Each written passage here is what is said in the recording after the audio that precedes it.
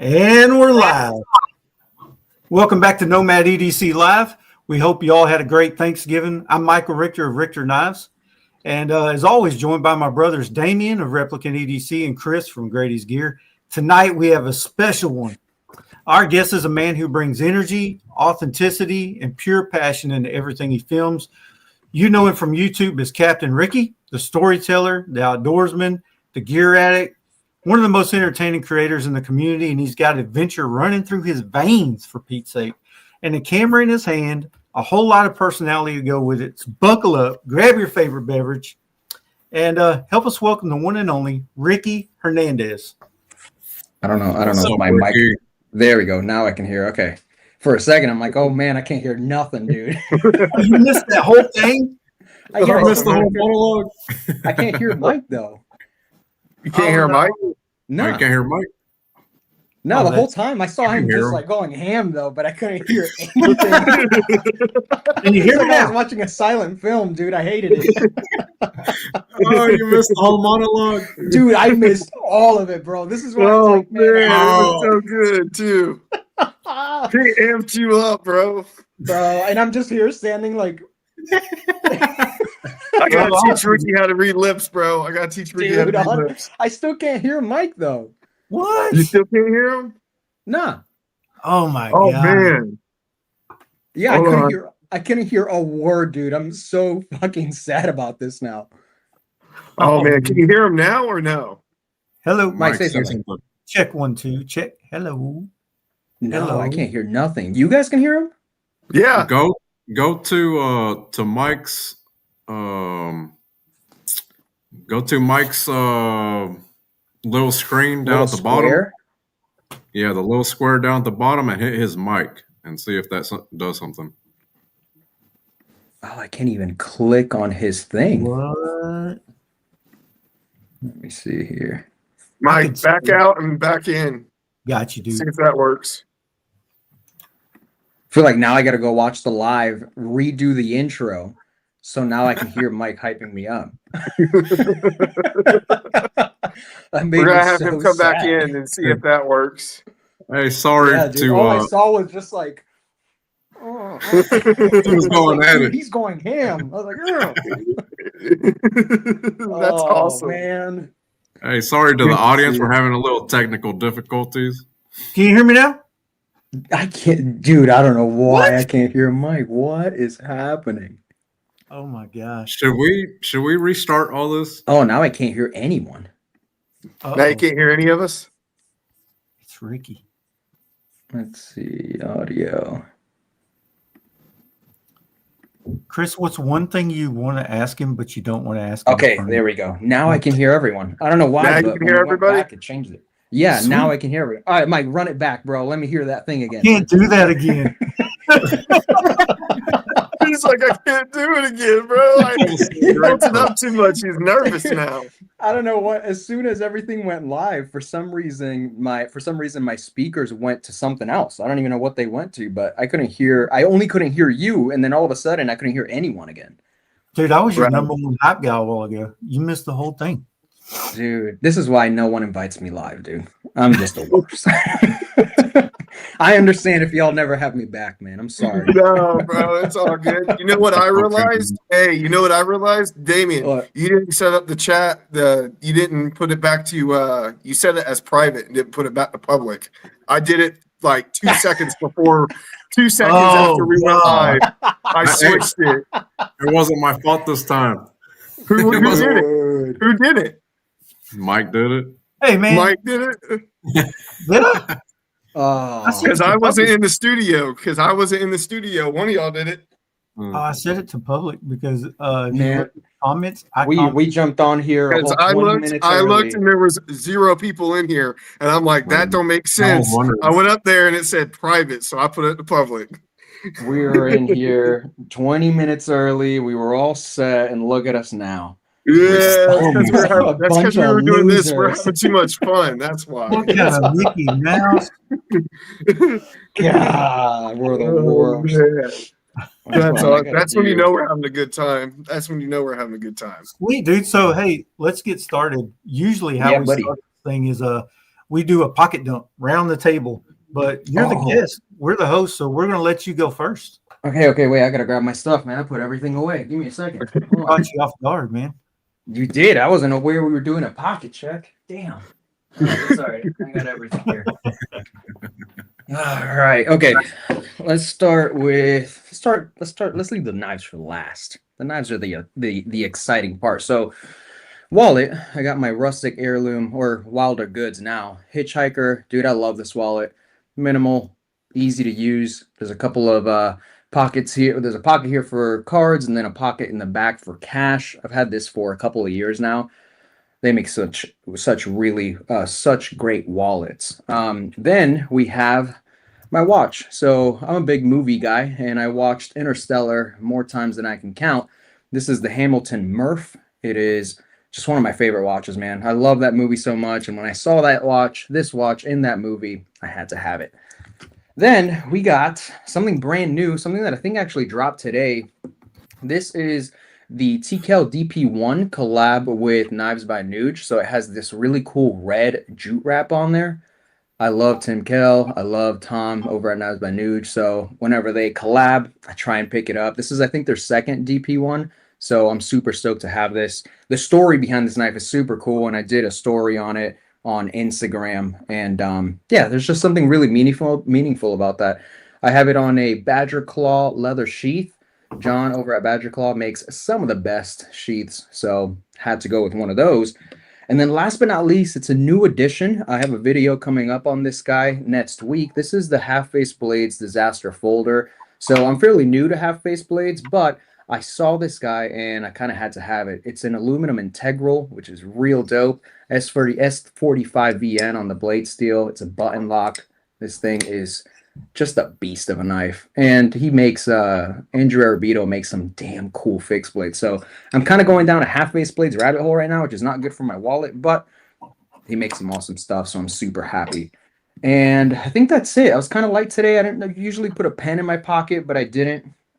Just because I didn't really do much today anyway. So that's kind of what I got today.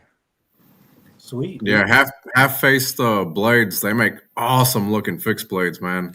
Dude, I want to pick one up, but they are expensive.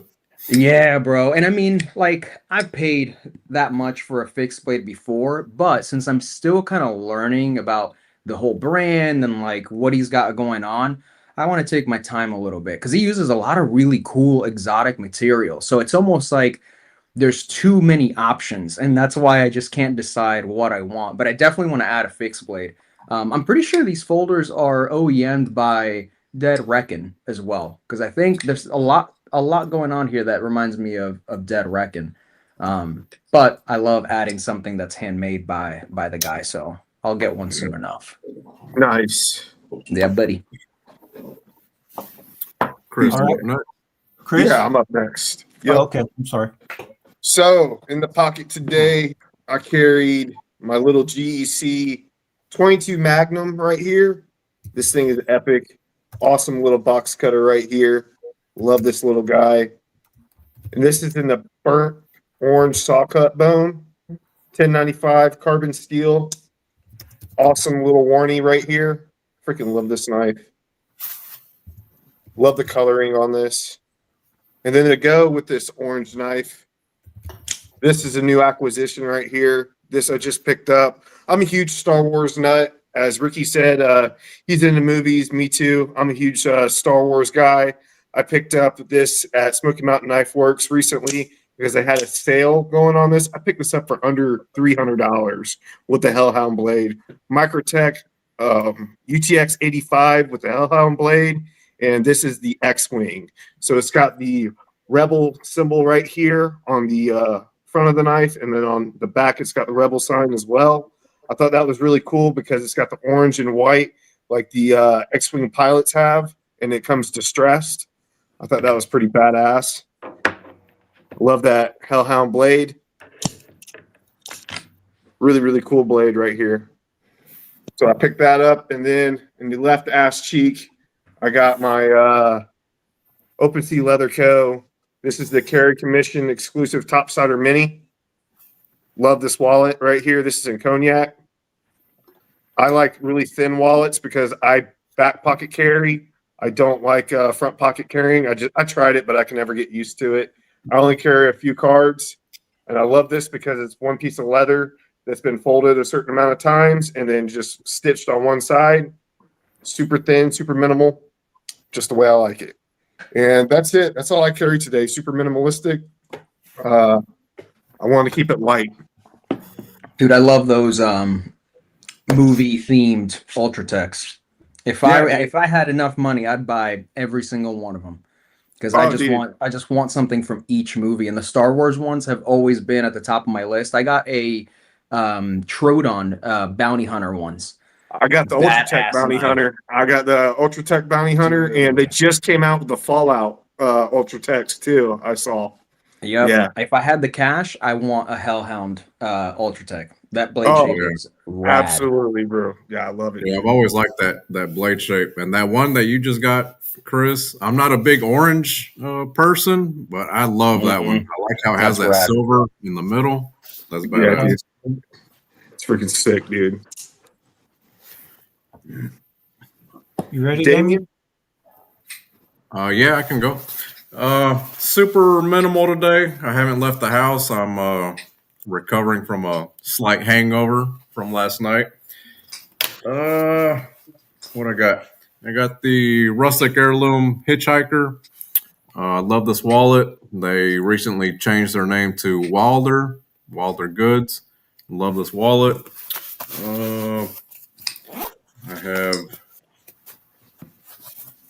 small little flashlight from Woobin. This is the G5. I like this light. I do have a slight gripes with it. The clip on it doesn't have really good retention on it. So that's one thing I'll knock on it is the clip. Not the biggest fan of the clip. And this little button back here, the slider. So down here in the bottom position, it locks. That will turn on the light. And then you slide it all the way up, and it has a USB-C rechargeable. But this little button here is really soft. It doesn't have like a strong detent on each position. So sometimes I'll have it in the pocket, and it'll like randomly move on me. So that's just two little things I'll knock it on. But other than that, it's a really great light. So that's the Woobin G5. And then for the knife, I'm carrying the Nomad, baby. The Nomad Edc Wax Swing collab. This is the Maverick. This is our first collab knife. We got our logo right there on the blade.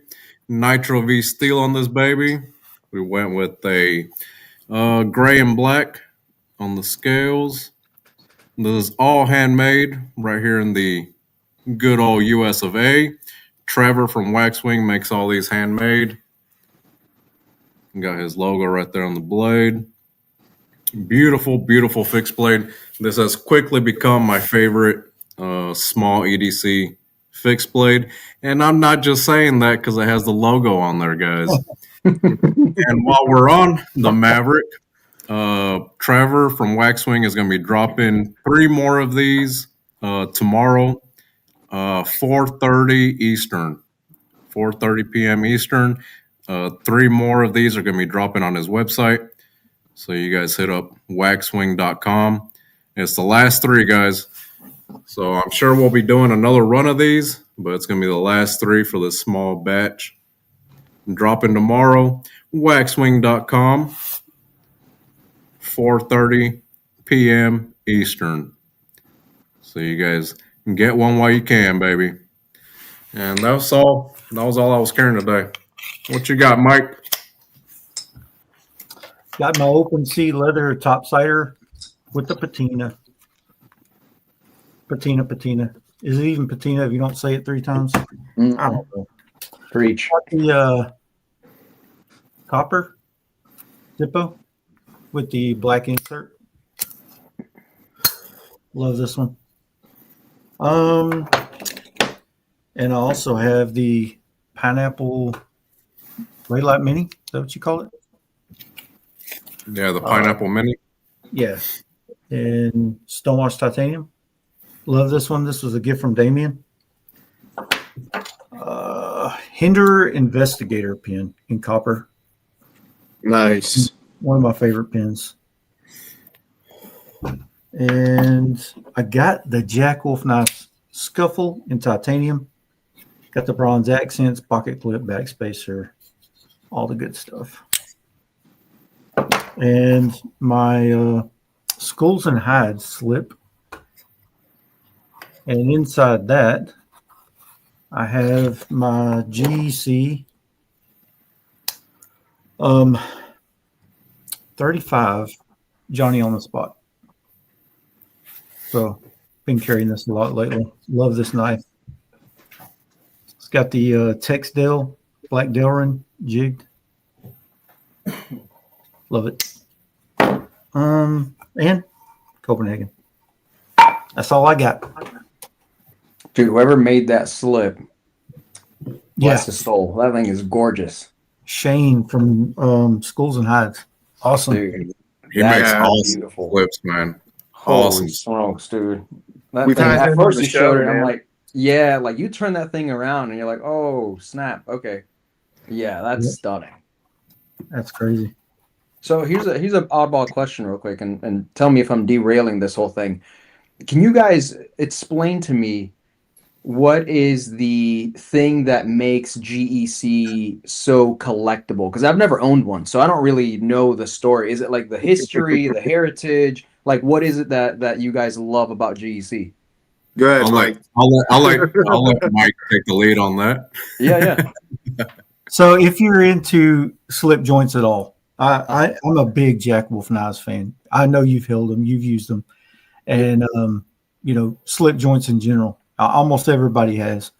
But the thing with GEC is, it's almost like you walk into a store in a drugstore in the 1920s, and you find a knife made back then, because these aren't made like every other, even case. They don't make them the same with the old machines that they used back in the 1800s. GEC does, so you get that feel. It feels 100 years old when it was made yesterday. That's cool. It's just got character, great fit and finish. The snap on them, everything is like they're top of the game when it comes to. There's nobody even close, not even in the stratosphere, as far as a traditional knife made traditionally. Okay. And you could tell that when you put one in your hand. Okay, I like that. Yeah, I've never owned a GEC, and I bought a case once. I bought my very first case probably 2 years ago, and the level of disappointment was like astronomical. Like I was so fucking sad.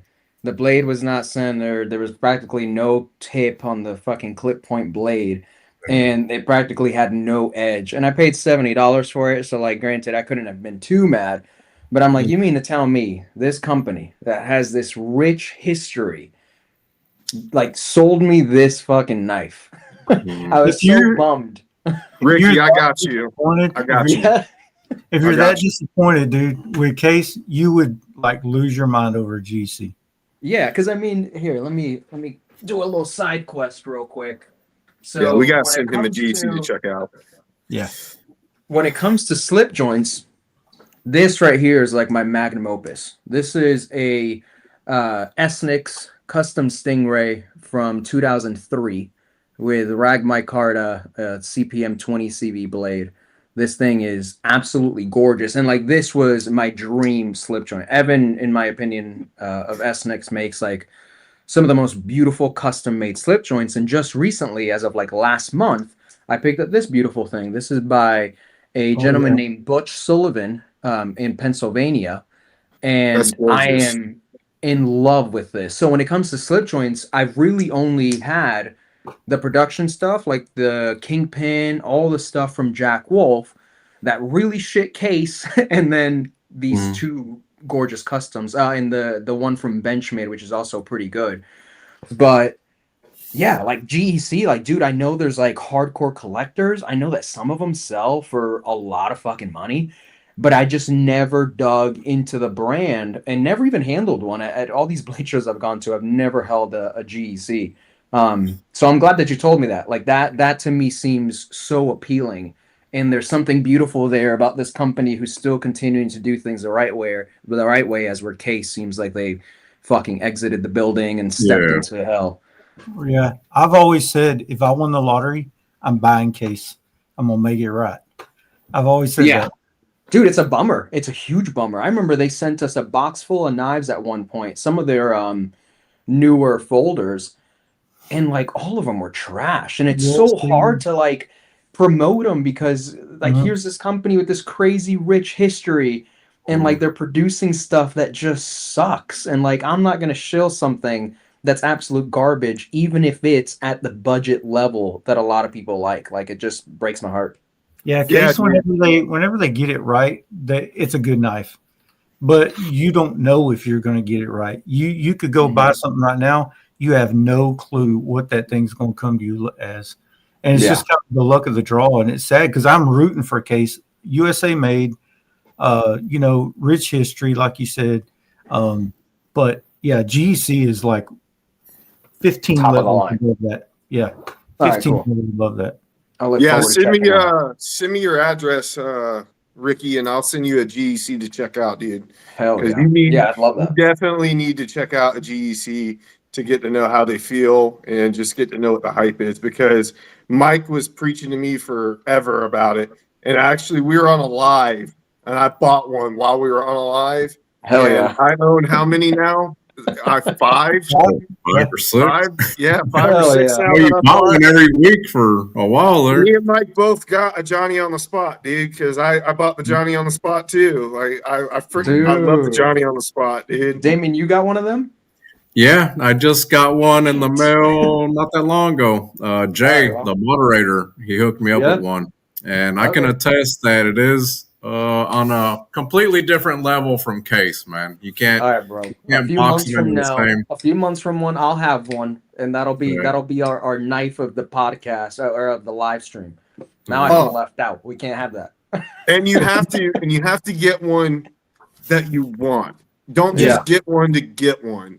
Get one that you actually want, because if you just get one to try it, you're gonna be pissed. Because then you're going to be like, oh, this is ass. I don't like it or whatever. Get one a pattern that really resonates with you, covers that you're drawn to and stuff like that. Because if you do that, you're going to be hooked. Then all right. Yeah. Yep. I'll go on a GC hunt. And at least now I know 3 people who know what the hell they're talking about, so I can bounce ideas off y'all. Yeah. Oh, yeah. Yeah, that's awesome. Yeah, well, Mike was the one who got me and Chris into GECs. He sent us down that rabbit hole because he's a big slip joint guy, so he knows what he's talking about when it comes to GECs and Case and stuff like that. And I didn't know the guys in the GEC community. I didn't know guys in the GEC world were huge into trading neither, because they prefer trading. Rather than buying. And then that's how I've gotten a few of my GECs was through trading stuff. And you'd be surprised how much, because they really like Spyderco's and stuff like that. So I've gotten quite a few of my GECs just through trading instead of having to buy. So it actually worked out.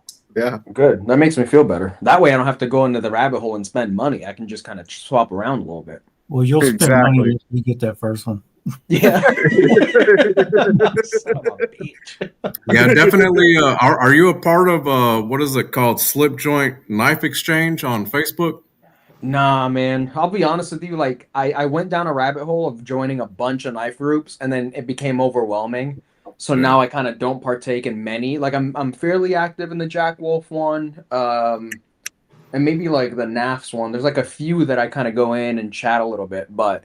No, I mean, I'd happily accept the invite because I've narrowed it down to just a handful of groups I'm in now. So, yeah, I'd love to check that out.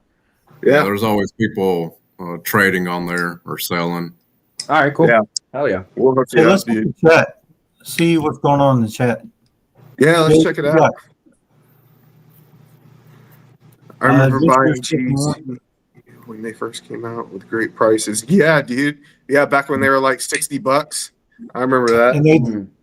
Yeah. I missed that boat, man. Richard, Yeah. what do you think of the black box Winchesters made by Bill Howard, Bluegrass Cutlery, 1980s?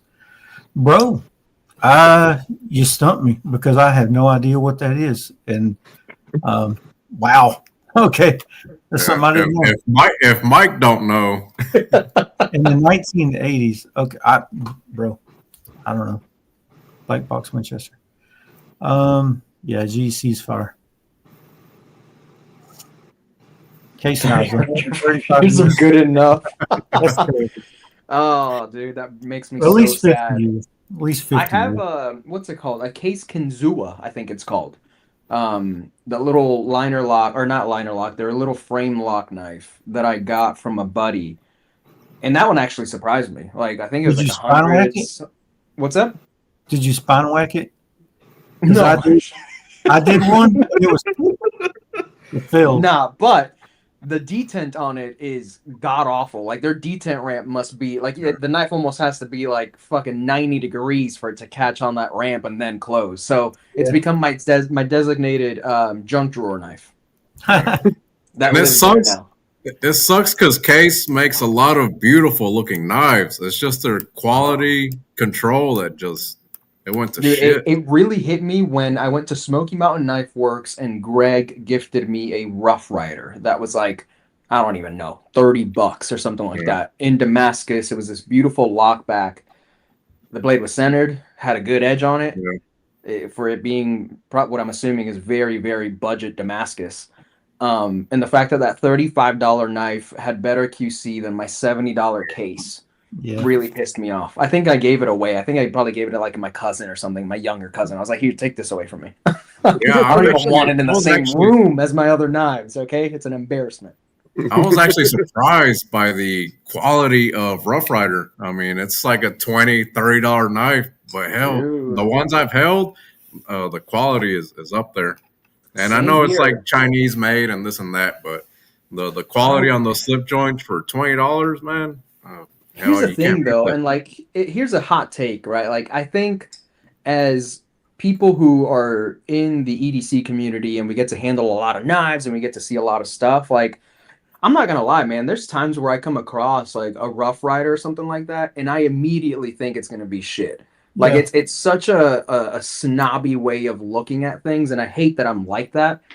But I hated that Greg gave me that knife, and I'm like, it's $35. Like I can't imagine it's any good. And on the drive home, I'm like opening it, checking it out, and I'm like, damn, it's actually really good. Like I feel like an asshole for being such a dick about this knife. Yeah. And I think it just happens, right? Like we get to check out so many cool stuff, a lot of expensive stuff, a lot of budget stuff, and I think you just kind of develop that like train of thought that if something's too good to be true, you're like, it's probably shit somewhere. Like that Wubin, right? Like that Wubin's a really good light. I have one too.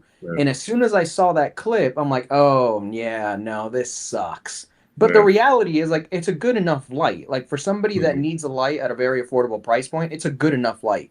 It's just a bummer that. I'll tell you what I use that light for. I actually use it for lighting products whenever I'm taking photos. I use like that warm light whenever I put it up, whenever I prop it up. The magnet, I use it, and I put the warm light down whenever I use it. It's perfect for taking product photos and stuff like that. I use it when I'm doing backdrop photos and stuff. I'll use that little bitch right there and hook it up, and I'm like, hell yeah, I'm getting my $20 worth out of this light. I love it, dude. That light is currently, my wife has this vanity mirror, but where we have it, it's a little dark. So that light is currently on this little metal rod pointing right at her desk so she can get her nails done. Perfect use. Right? Use your shit, baby. Look at me go. It's an awesome light, man. It's just the only gripes I have is the clip and the detent on the button. On that slider. Yeah. I mean, if I had to give it, obviously, if I have to give it like knocks or whatever, like when you're reviewing a product, you know, I mean, whenever I'm like reviewing something, I'm going to sit there and give it pros, cons, or whatever. I think I even mentioned that in my review is that I wish that the little switch had a little bit more tension on it, because where they have it, where it goes, you know how it's got to be like in the middle for it to be like locked or whatever. I wish it was the other way around. I wish it was switched to the other way around, where you go all the way down and then it's locked. But to have it locked, it's got to be in the middle, which didn't make sense to me. I was like, why is this? This seems like it's backwards. It should go the other way around. I didn't like that. I was like, and if they're going to do that, have a little bit more tension on it to where it feels like it's locking into place a little bit more. But that's my only issue. For $20, it's a small gripe. You know what I mean? But that's also like kind of an issue that I have with a lot of these lights is like, man, you can only draw up a light so many different ways. And I think that a lot of the companies now, Olight is a big example of that shit. Like, how many times can you redesign a light, right? Like the difference between the ArcFeld Ultra and the Arc Pro to me is noticeable enough to want to buy the Arc Pro. But you already put 4 lights in that shit. You put a laser beam. Like, at this point, you got to put a fucking Bluetooth player in it in order for me to be like, oh, you know what? I kind of want it now. Like, it's got a Bluetooth. I got to be able to text from it now. And it's just like, a lot of people that I come in contact with, you know, they'll rag on me for having a $500 Okluma, and they're like, "Well, it's $500. You don't need it." I'm like, "Bro, my $500 Okluma is made out of brass, and it's got 3 settings, and that's all I need out of life. I don't need the laser. I don't need the UV light. I don't need 16 modes and a programmable thing and a thing that plays music. Like, dude, if this vape had a flashlight to it, I'd be fine with this thing. You know what I mean?" So I think a lot of the flashlight companies just fall into this pitfall of like, you gotta have everything. And I think that's why that Woobin fails, because although it is a simple light, they were like, oh fuck, how can we redesign this clip to be like ergonomic and da. And like they ended up making a shit clip for what's essentially a pretty good flashlight. Yeah, I agree. That's my hot take. I'm done ranting. I'm sorry. That's what we're here for. A great company. Do all the ranting you want here. Here's the place to rant. Hell yeah. So we got a bunch of people in the chat. Adventure 1971, Henry Christopher, Ryan. Hey, what's up, Ryan? One Moon Blade Collective. Oh, I see Marco in here too. I see Marco in all the live streams. Dude, Marco is in every live, man. Dude, I'm jealous. I want to be on every live stream. Right. Hashtag clips matter. There we go. That's a good hashtag right there. Yes. Hey, thank all y'all for hopping in here. It's a fun show so far. Billy McKay. What's up, Oh, Billy? Billy's in here. What's up, Billy? Billy is my sharpener, bro. Billy comes over to my house and sharpens knives, bro. Oh, dude, I need someone like that in my life, man. What? Bro, he was in the live streams. He's a subscriber to my channel, and then I found out he lives half an hour away. And dude, we meet up. I need someone like that in my life. We meet up. He comes over probably once a week, man. And we hang out, talk knives, and he's got an $800 Wicked Edge that he brings over. And he's like, bring me your shit. And he just starts, he loves sharpening knives, dude. And he sits there and puts a Wicked Edge on my knives. How do you pay him? You bring a bunch of beers? What do you do? Dude, we hang out and we've done knife trades and stuff like that. And he brings his daughter over, our kids play and stuff like that. Dude, that's great. Hey, if anyone's in North Carolina, if you're in North Carolina and you want to sharpen my knives, let me know. Yeah, man. We have a good old time. You gotta address this comment right here. Look at these beauties, and I'm not talking about the knives. Hey, that's my best friend. That's my best friend in the chat. He was just over at my house. Dude, man, I love this. I love this live stream, man. I never get so many compliments all at once. It feels good, man. Ricky's like, I'm pretty.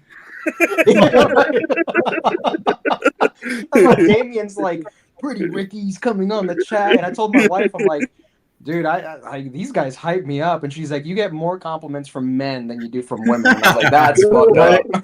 I was like, that's mean.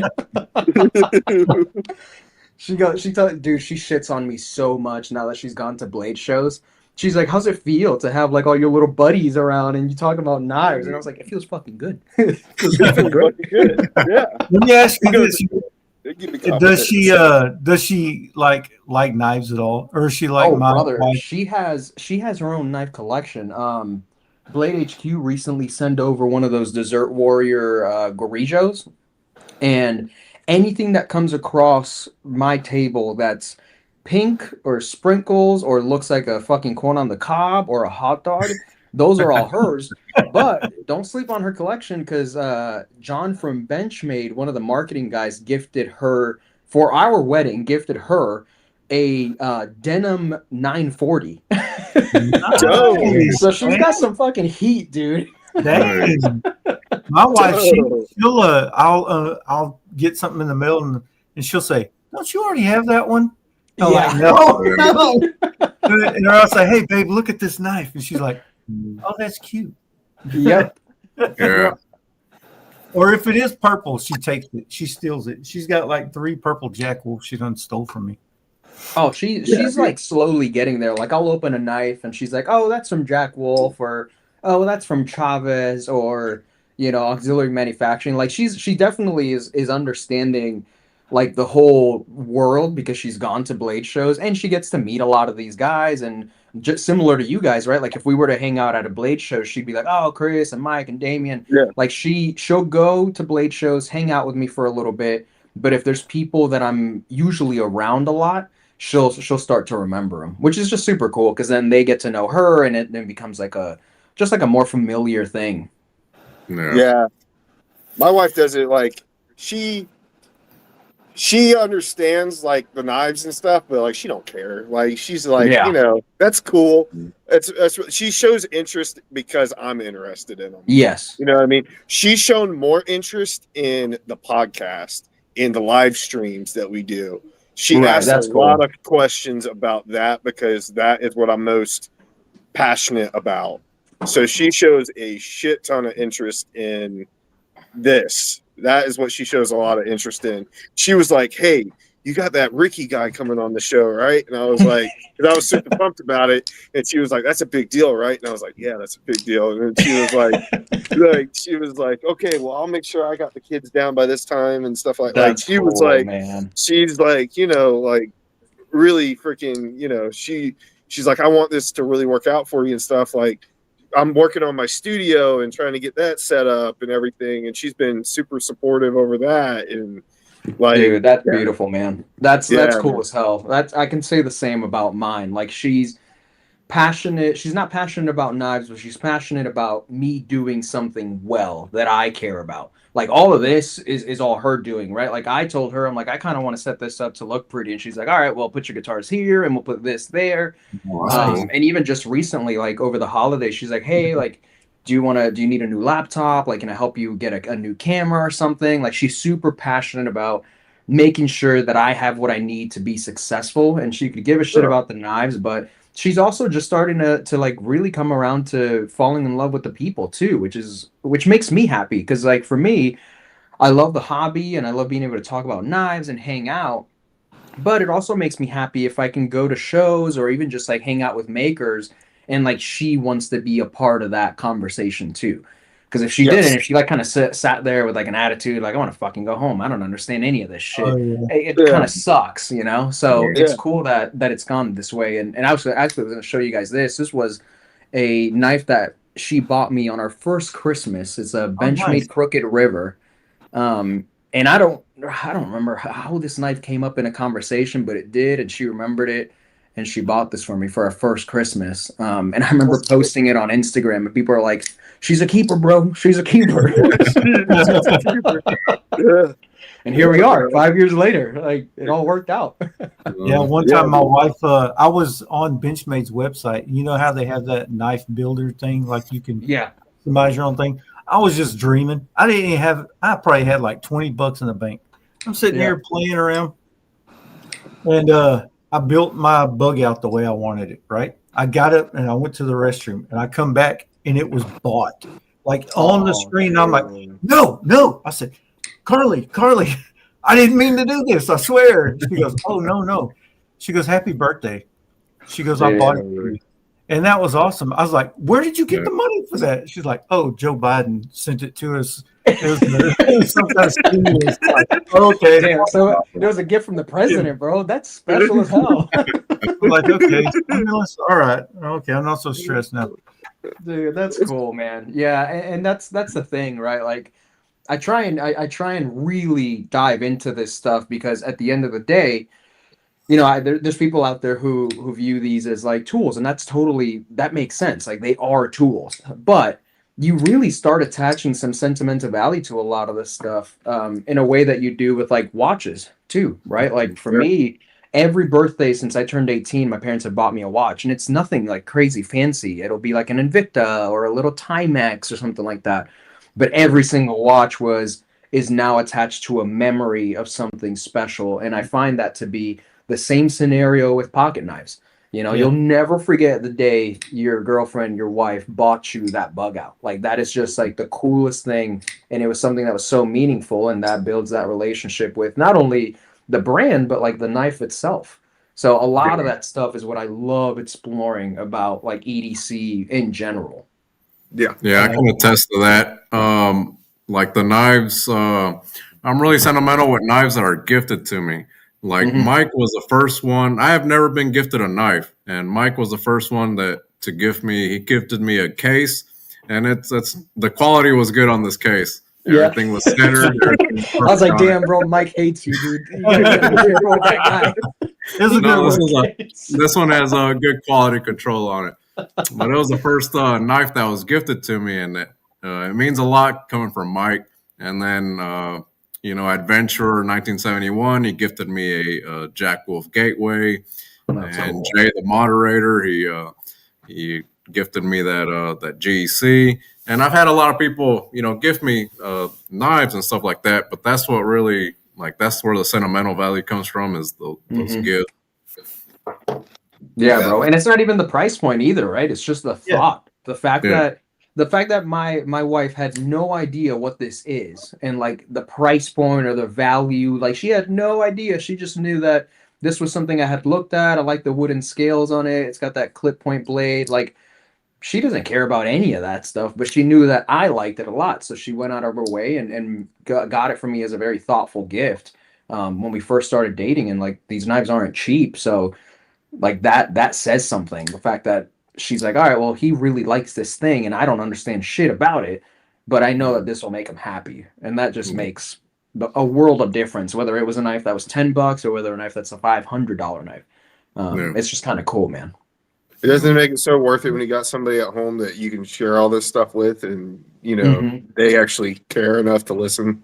You know what I mean? And sit there. You know what I mean? Like they care enough to sit there and just listen to you. And they could care less about what it is, but they're excited because you're excited about it. You know what I mean?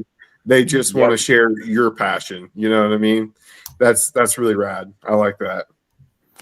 But yeah, I love that shit, dude. Yeah, one of the I see Chip is in here. That's cool. Who? Chip Curran. I met him at Blade Show. What up, Chip? What's up, Chip? What's going on, Chip? We're talking about shows. What shows do you attend? So far, just about everything. This year I went to quite a few. I did all the Blade shows. I went to one in Tennessee, which is hosted by JB Stout, which is, dude, it's a really rad show. It's really small, but they host this show inside of a museum. So like we set up our tables and stuff next to like a T-Rex, like T-Rex bones and a bunch of other. Freaking cool. Dude, it's fucking rad. And usually I go with Jamie from JRW Gear, and we normally stop in Nashville for a day. We party, have fun. Next day go to the show and then come back to Nashville because we drive. I've been to CCKS. I went last year to that one. And I think that might be it. So Blade Show and then a couple of the smaller custom knife shows. The smaller custom knife shows are a little harder for me to like justify, just because a lot of the time like it's harder for me to go and like get the value as far as like content goes, for example. So I kind of just end up paying out of pocket and like trying to make things happen, but it kind of falls through sometimes. As with the Blade shows are a little easier because then I can partner up with some brands and then go and like do a bunch of stuff. But yeah, I would say that probably Blade Show, honestly, all the Blade shows are fun. I like Texas a lot just because I end up meeting a lot of my buddies at that one. And then Atlanta's super rad, but it gets really crazy busy. And West is super cool, but it's far. Mm-hmm. Okay. Yeah, we keep hearing that Blade Show Atlanta gets pretty crazy. We're actually thinking about going to Blade Show Atlanta next year. It's going to be our first. Have you guys never been? We've No. never been, dude. It'll be our No. first time, dude. We want to go so bad. Oh, dude, if you can make it happen, hell yeah. Honestly, for a first show, Blade Atlanta is like intense. There's a lot, dude, a lot. So it's a little overwhelming. Like I remember my first Blade show, Atlanta. I came home and I probably didn't talk for like a week. Like I needed to just kind of like sit in silence because it was too much. I would say, dude, if y'all can make Texas, Texas is a lot of fun, dude. And it's a little more low key, so you still get to chat with everyone and hang out. But my personal opinion, I think Texas and then Atlanta. But if y'all can only make one, maybe do the biggest knife show in the world. Yeah, dude. We're talking about doing Atlanta. We want to get up because we want to meet each other in person and stuff. And we're thinking about me and Billy, the guy in the chat. We're thinking about driving up and so we can meet up with Damien and Mike. And we want to attend, and we just want to see what it's all about. Get a glimpse up there for the weekend, so we can just see what everything's about. We were talking to Pena about it on the live too, because we want to go to the taco truck and all that kind of stuff, hang out with Pena and do all that, and just get to meet our friends that we've made on the lives. And everything, all these cool makers that we've made friends with that we want to see. If you're there, we'd love to hang out with you. Hell yeah, dude. I'll be there. Dude, if you guys if there's like 4 or 5 of you going, get an Airbnb and like that's what we're talking about doing. Yeah, that's what we're talking about. So much more affordable. This year is the first. Actually, this is the second year I'll be doing an Airbnb situation because being at the hotel is nice because you can, drink your ass off at the pit and then just kind of stumble upstairs. But it's pricey, dude. It's so expensive to stay at that hotel. So we kind of just decided to stay at an Airbnb that's a little further away and just Uber, suck it up and pay the Uber instead. But dude, it's fun, man. And it's special being able to like put faces to names and like meet people and hang out. And it's like the pit, in my opinion, is the best part of it all because you get to go and Blade show, enjoy the craziness, and then you get to have a few beers with some of your favorite people. It's a blast. Right. Yeah, that'd be the main reason I'd be going is obviously I want to see all the knives and stuff like that, but it'd be the main reason I want to go is to meet everybody. Yeah. Meet everybody in person. I thought you was going to say the beer. Huh? My luck, dude. Damien would be riding. I want to meet everybody, and I want to hit up that Pena truck. I want to see what the tacos are all about. Dude, I'm telling you, dude. My luck, Damien would be riding home with me, dude. He'd be crashing on my couch. Hey, I'm gonna need a be like, I love you, man. Yeah, I love you, bro. That's not just the beer talking. He gives me that every week, bro. Hey, man, you remember that one time Mike gifted me that case, dude? The QC actually sucked, but I didn't tell him anything.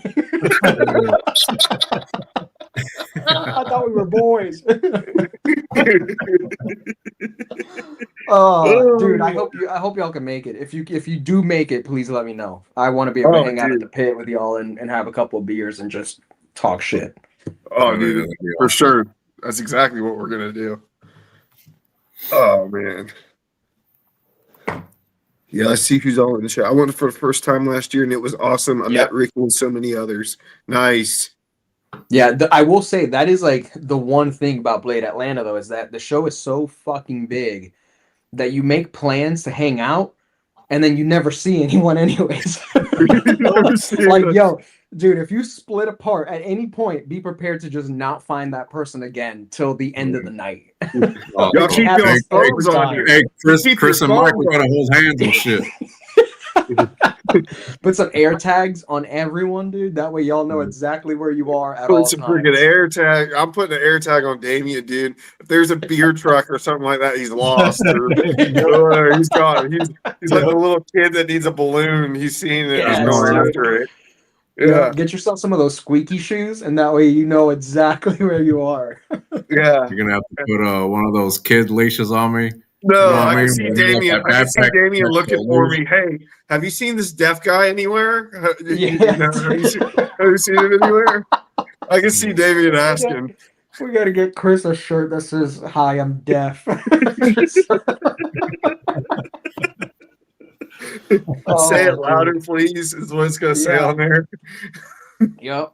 Dude, you were fucked during COVID, huh? Everybody wearing masks, couldn't read shit. Dude,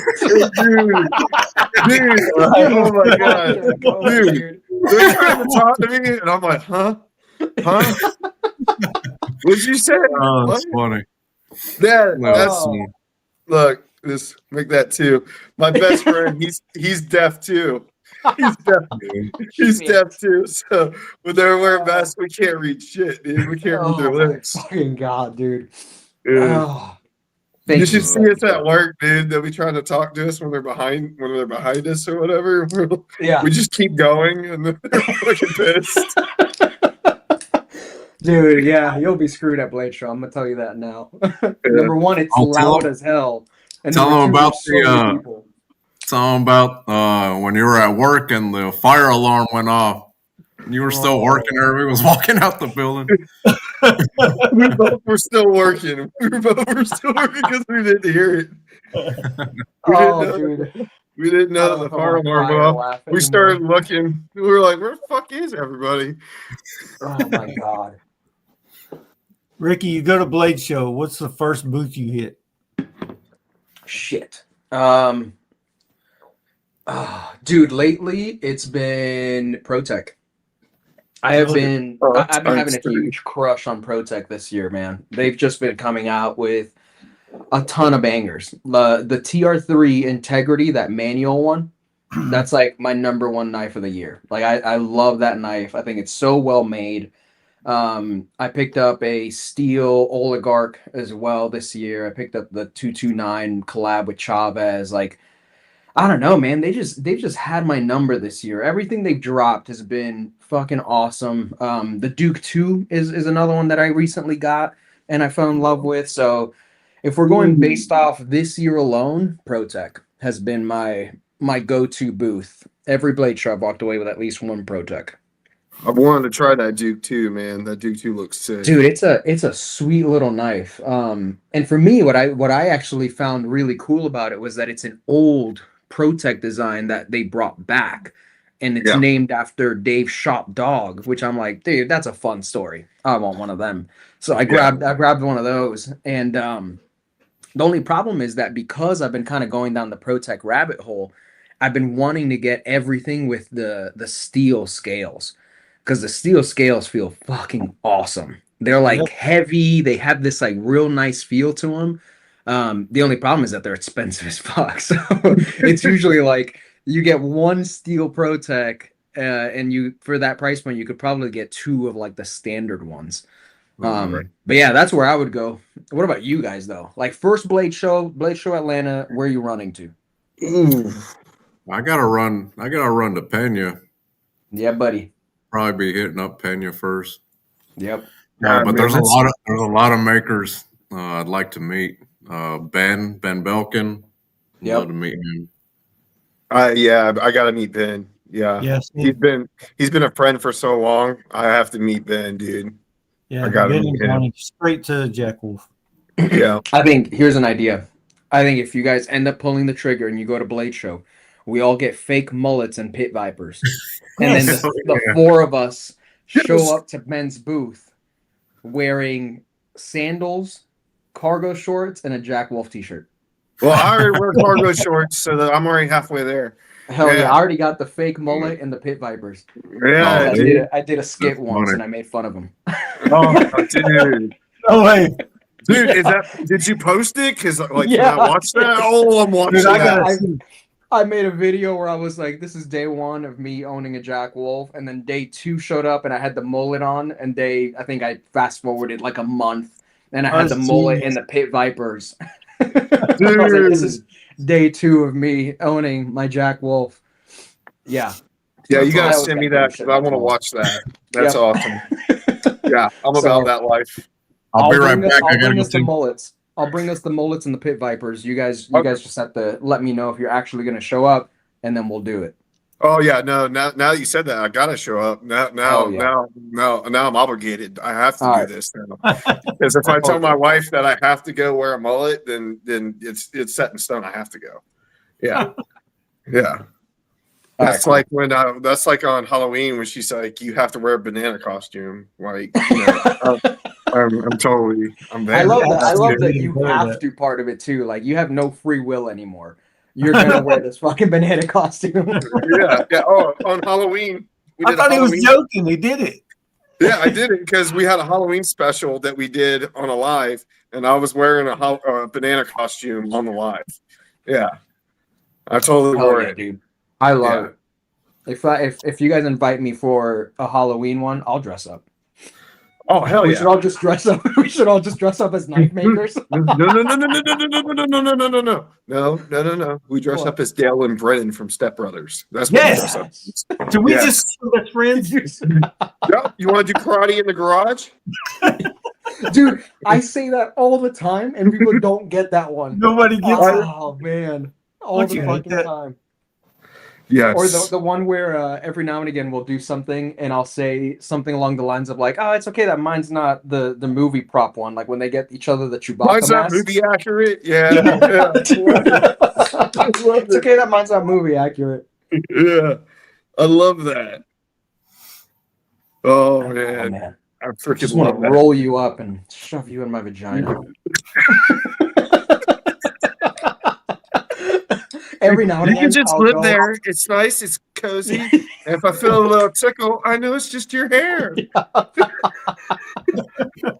Every now and again, I'll go up to my wife and I'll try to recreate the scene of her in the bathroom with the tail, and I'll just like fucking weird kiss her, and she's like, "Why are you like this? Like, just fucking leave me alone." Oh my god. It's my favorite, dude. I love that scene. God.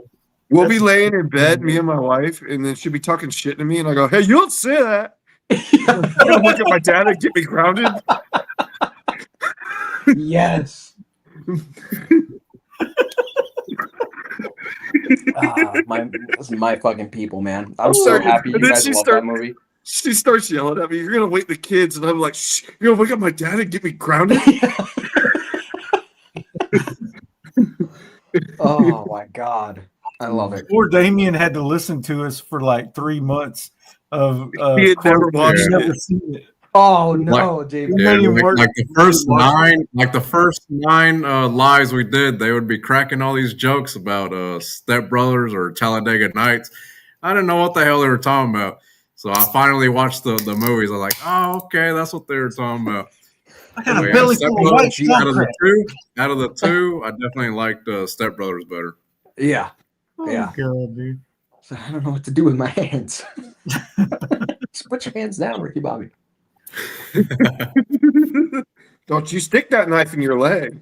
Don't you stick that knife in your leg.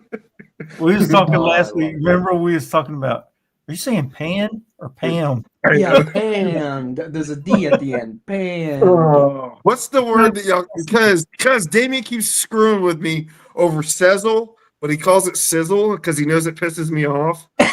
And then Mike Mexican was like, side coming out of me, man. I can't Mike- pronounce everything right. Goddamn. but I know, but Damien's like, oh, it's because I'm Mexican. I'm like, no, it's not. And I'm like, no, it's not. I was like, it's sizzle. He's like, yeah, sizzle. That's what I said. And I'm like, no, Yeah, it's not. Dude.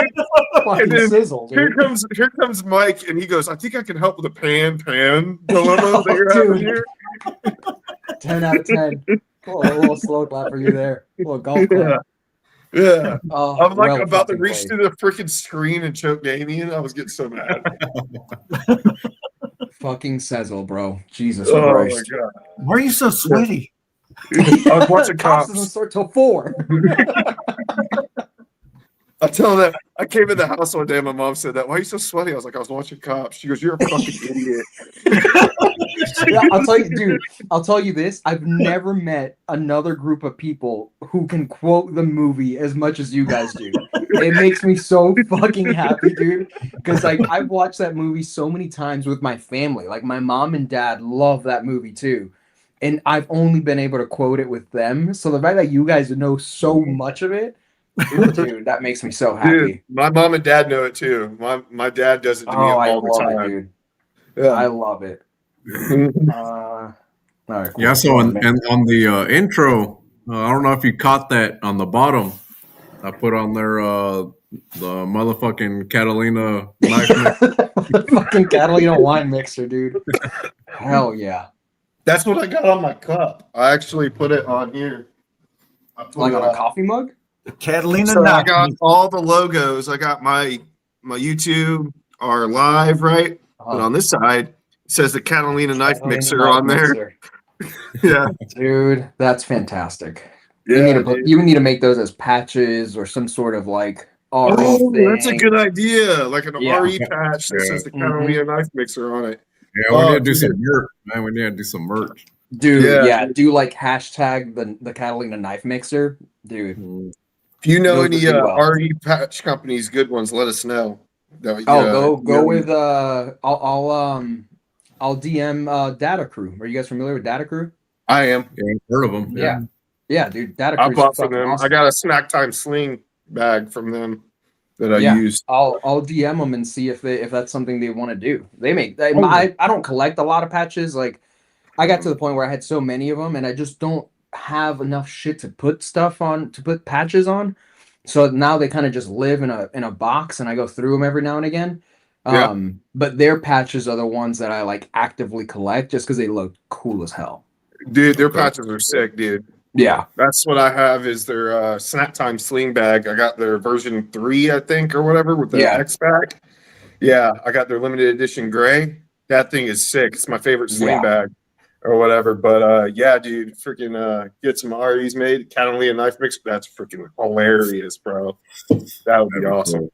That'd be cool. Dude, do it, and then that way, next time you guys do a collab, you could even like have a patch in the collab box. Oh like, with whatever knife you're doing.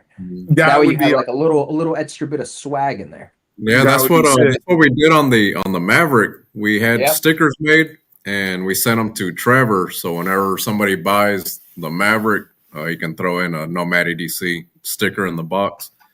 Yep. I love me some good packaging, man. I know that goes against what I show on social media with me destroying boxes and shit, but I love me some good packaging. Like I'm a little bit of a package snob.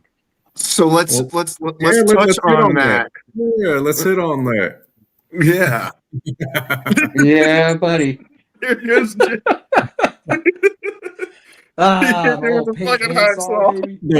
fact that you took a hacksaw to Hey, I'm gonna need you to send me a link to that pink hacksaw. Yeah, I got you, buddy. It comes in a whole set, dude. Oh, you know what's really funny about that reel? We'll do something kind of interesting. I made that reel, and there's the whole funny thing about that started with me just wanting to be an idiot, and there was a point where somebody had DM'd me, and they're like, "Dude, make that a series, like every Monday, just like some sort of chaos unboxing." And I was like, yeah, that's not a bad idea. So like I did a few more. I did like an Ox one. I did the Blade HQ Dessert War, the Wiener Warrior one. And then I started getting like some cool shit. Like I bought a like Scorpion 6, like custom knife. And I reached that point where I'm like, fuck, bro, this is like a $1,500 knife. Like I'm not trying to break this box. You know what I mean?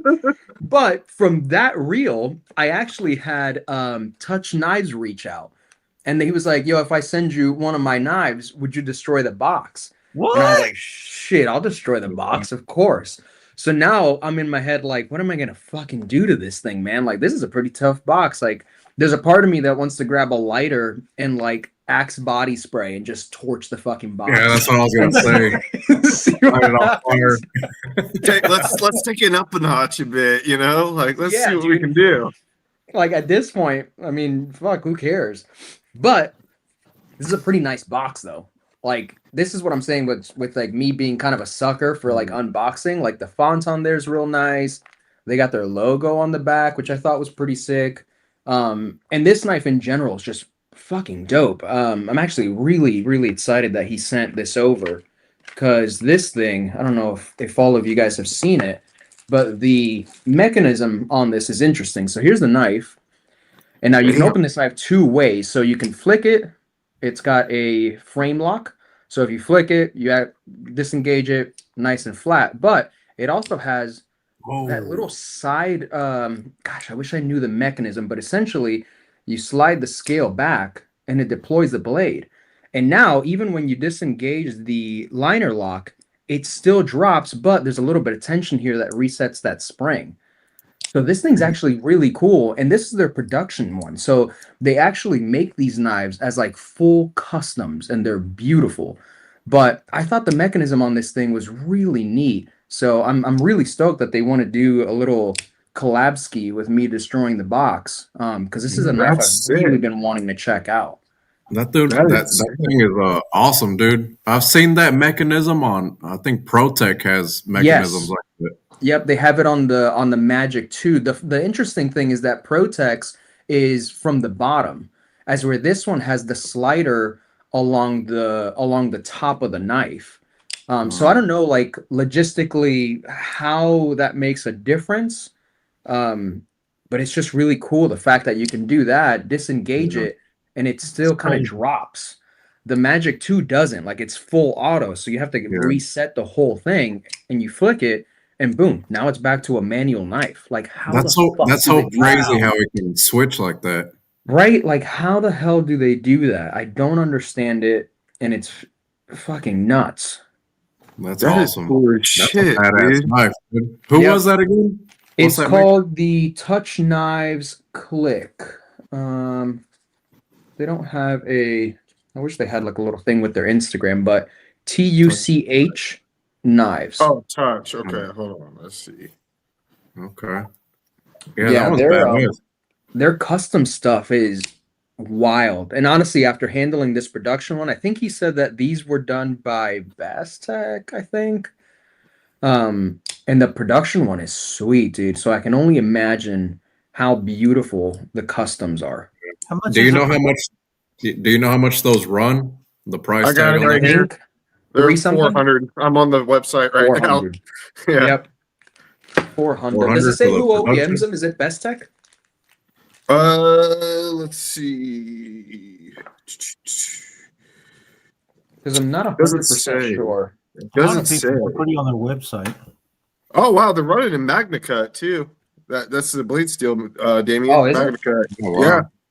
That one's badass, dude. I like the Oh, it is design. Best Tech. It is Best Tech. Bestech? Okay. Yeah, Yeah. sure enough, it is Magna Cut.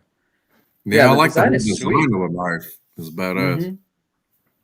Dude, if they would have found a way to make this with no hardware showing, this thing would have been I was just even about to say crazier. that. If there was no hardware showing on that, that would have been freaking amazing. That would be sick.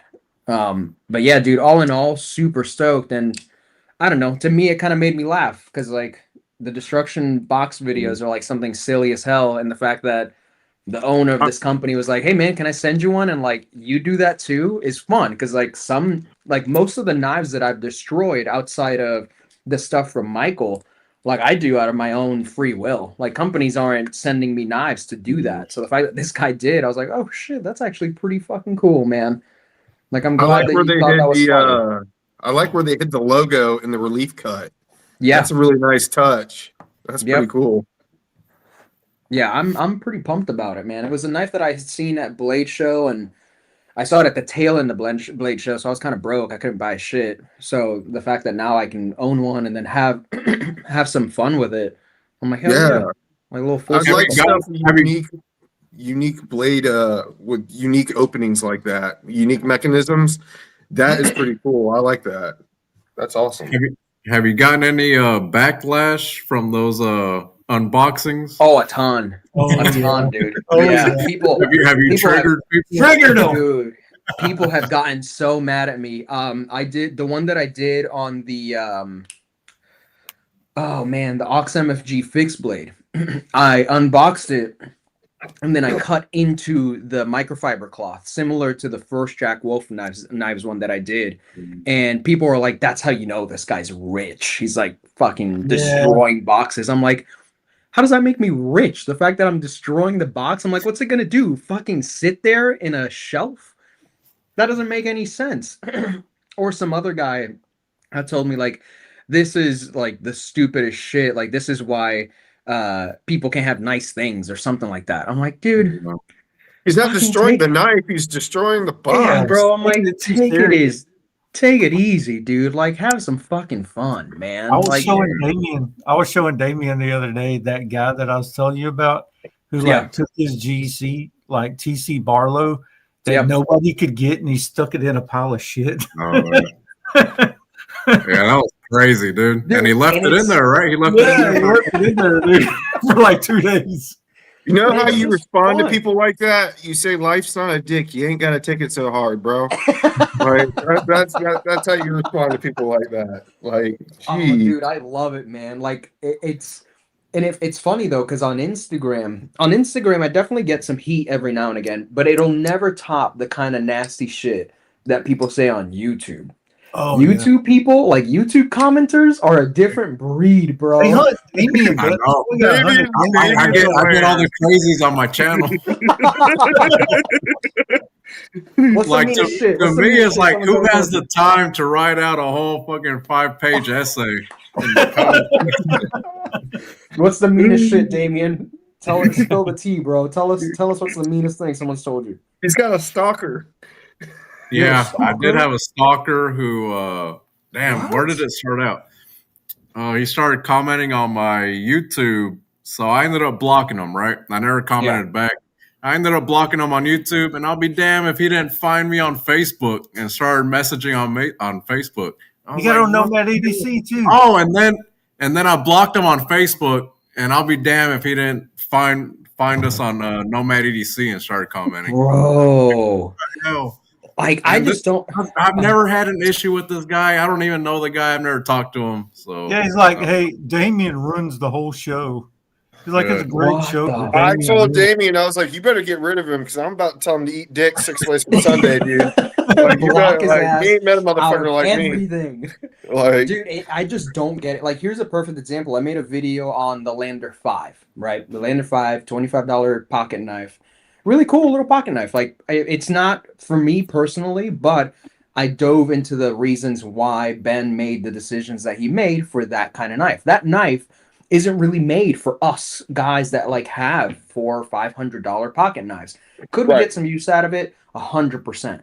But that knife was specifically designed for Boy Scouts and for people who just want a pocket knife that they can throw away and lose, and like they're not losing something really valuable. So in the video, I explained very fucking clearly, like, hey, this design, like, it's not for me, but like, I love all these little things. Homeboy here had a whole fucking essay to explain, and like, I'll shorten this whole thing. He's explaining why the Spidey hole is unintuitive and terrible for even knife nerds. Brother, Really? if I'm you like- feel that strongly about it, dude, fucking contact Ben and like yap his ear off. Like, what am I gonna do I'm with like, all of that? who has the time to Bro, write out a what whole can- essay? You know what what I mean? compels you to bitch to me about that? Like, I don't get it. The end of this massive comment says, the dying of the real flipper is such a sad trend. He's upset because the NAF's Lander 5 doesn't have a flipper. A knife that's this fucking big. He's upset because like it doesn't have a flipper. I'm like, dude, here, let me see. Where the fuck is that thing? Where the fuck is it? This is awesome. I hope he's watching this shit. Look at this. Look at this shit. This is the Lander 5, right?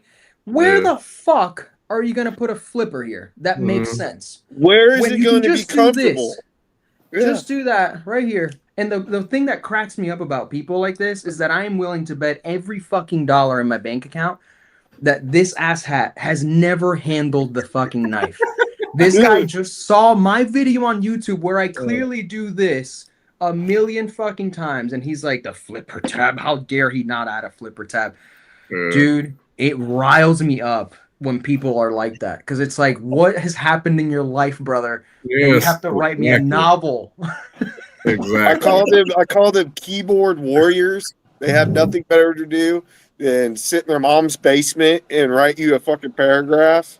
Bro, when was the About- last time any of you guys left a comment on a YouTube page that was longer than 2 sentences? Dude, I just put emojis because I'm too lazy to freaking comment. Like, even on their shit, dude. I put emojis because I'm too lazy to comment. God. And the You're- sad part is they here- know it because they'd be like, yeah, you lazy bitch. You don't even comment. Bob's Pocket Knives here made a good comment. 0 NAFs have flippers. NAFs doesn't have any fucking knives with flippers on it. If I remember correctly, I don't even think their newest, that OCT one, I think it's a button lock. I don't remember it having a flipper tab. It may. But like, brother, if you are in the knife community and you're this upset that a knife doesn't have a flipper tab, a knife that's $25, by the way, dude, you got bigger fish to fry, dude. And that's my many... thing. It's one thing if you wish a knife had a flipper tab. It's one thing like, you know, like, oh, I wish it had a flipper tab. Like if you commented, oh, I like it, I just wish it had a flipper tab. That's one thing. Yeah, but putting a whole damn paragraph like you suck fucking donkey dick because it doesn't have a flipper tab on it. That's a whole different thing. You know what I mean? Here's my thing, man. Like when I go knife shopping, I go online. I looked at this half face blades disaster, and I was like, man, you know what? The flipper tab's kind of ugly, but I love 99% of this knife. I'm gonna buy it. There's a really cool story here. I really like this knife. I'm gonna buy it. I bought it. And honestly, I don't like the flipper tab. I think that he could have added some jimping here. There's times where I do this and I just slide right off of it. Am I going to email Andrea Rabito and be like, yo, Andrew, I love your knife, bro, but fuck, man, the flipper tab sucks, dude. I know that this is a USA made integral for under $500, and that's super cool, and that's something to be proud of.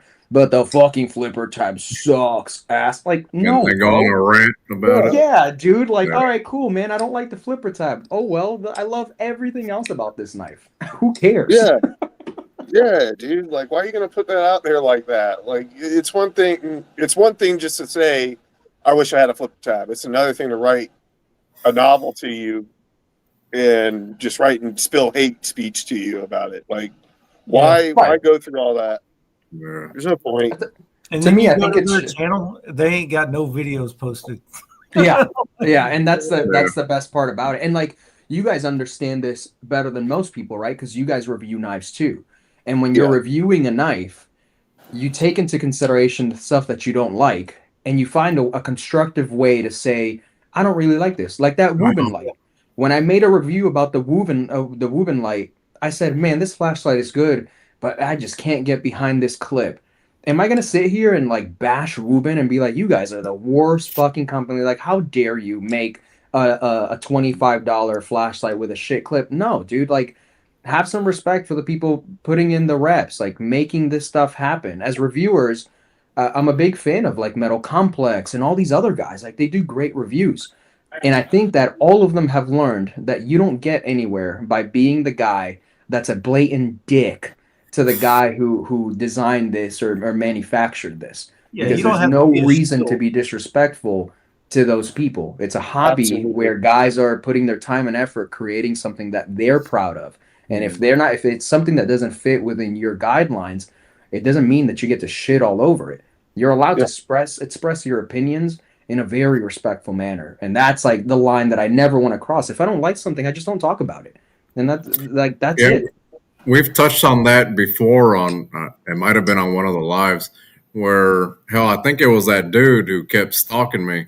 I think how it started was he said that I keep praising all the knives that I show on my channel. And I'm, in my head, I never told him that. I never commented back. But in my head, I'm like, I'm not going to do a full-blown video just shitting on a product. You know what I mean? Yeah. If there's a product that I don't like, I just won't make a video on it. I was like, I'm not going to put out a negative video. It's not going to be fun for me making it. It's not going to be fun for the audience seeing it. So, like, if there's a little nitpick on a product, then I'll touch on it on a video. But if it's a product that I don't like, then I won't make the video on it.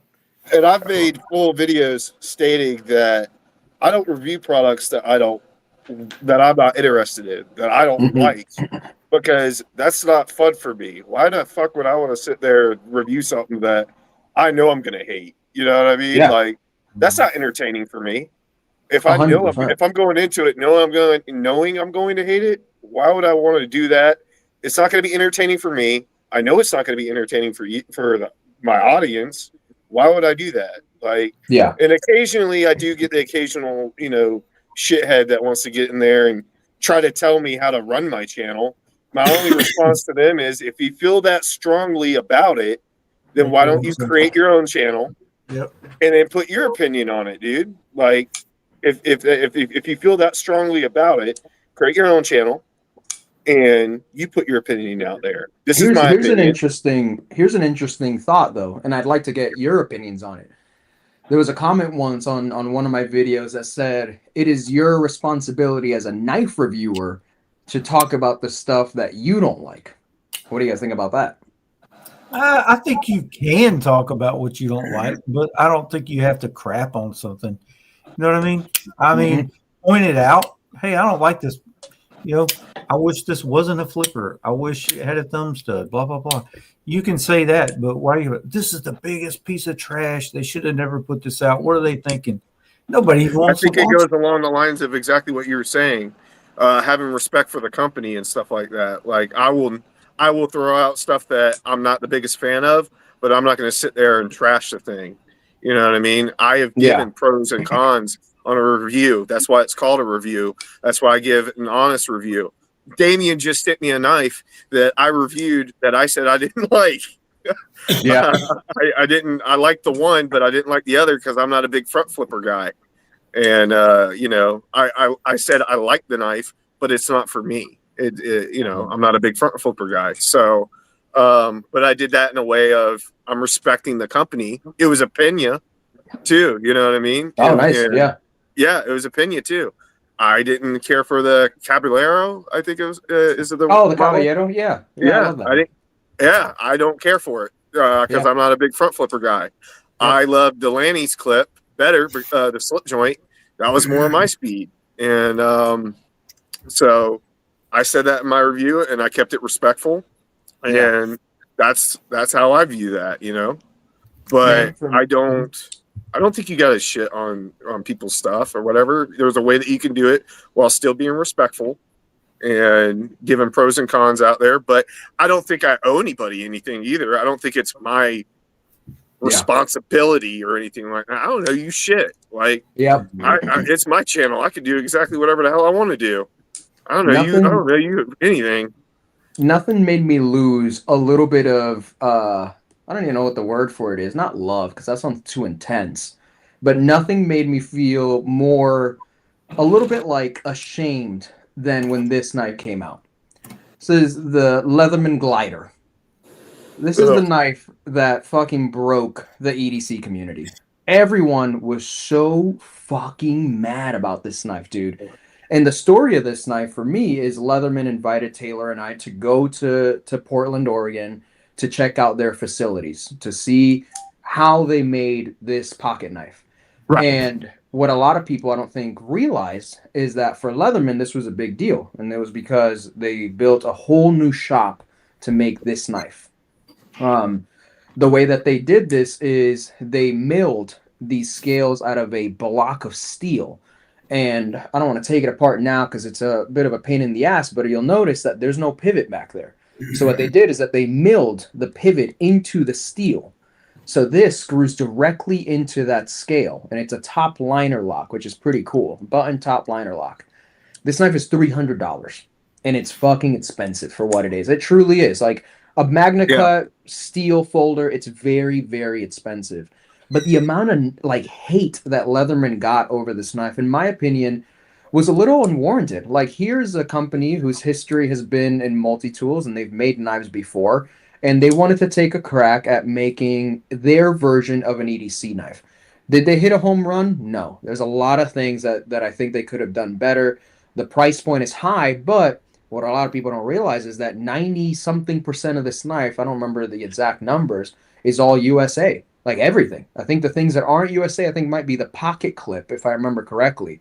The Magna Cut they sourced here in the United States. All the machining for this knife was done in their new facilities in Portland, Oregon.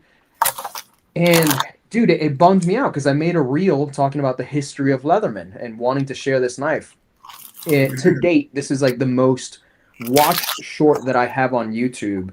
And it's also the one with the most negative comments I've ever had. Like, people weren't even like disrespecting the knife. They were disrespecting me. They were like, what the fuck does a guy with a nose piercing and a septum piercing know? This guy, like, dude, if you go in that video and read the comments, see, and that's where people get nasty. Dude, man. People were being so fucking mean to me.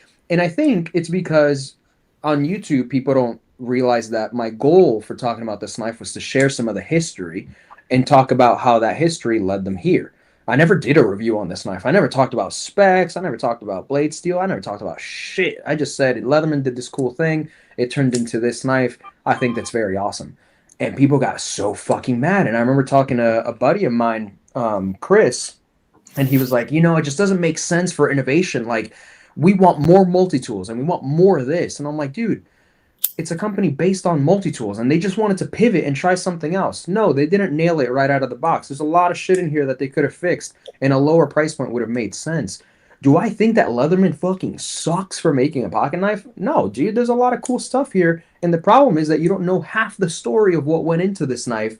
And that's why you guys are angry, because all you see is a $300 Magna Cut folder, but you don't realize all the stuff that this company did to make this knife happen.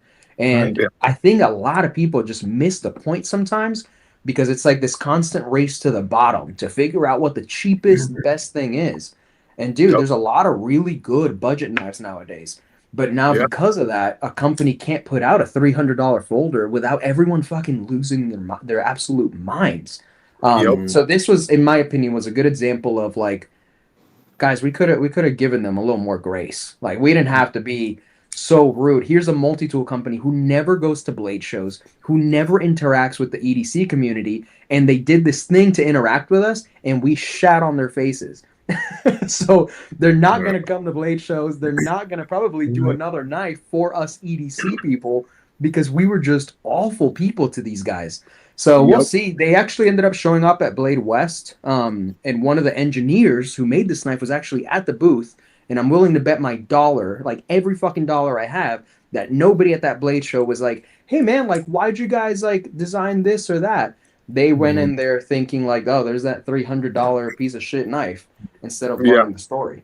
Exactly. Yeah, I see that a lot. I see that a lot on Facebook towards Leatherman because I guess everybody, like the Leatherman crowd, was expecting like a new multi-tool.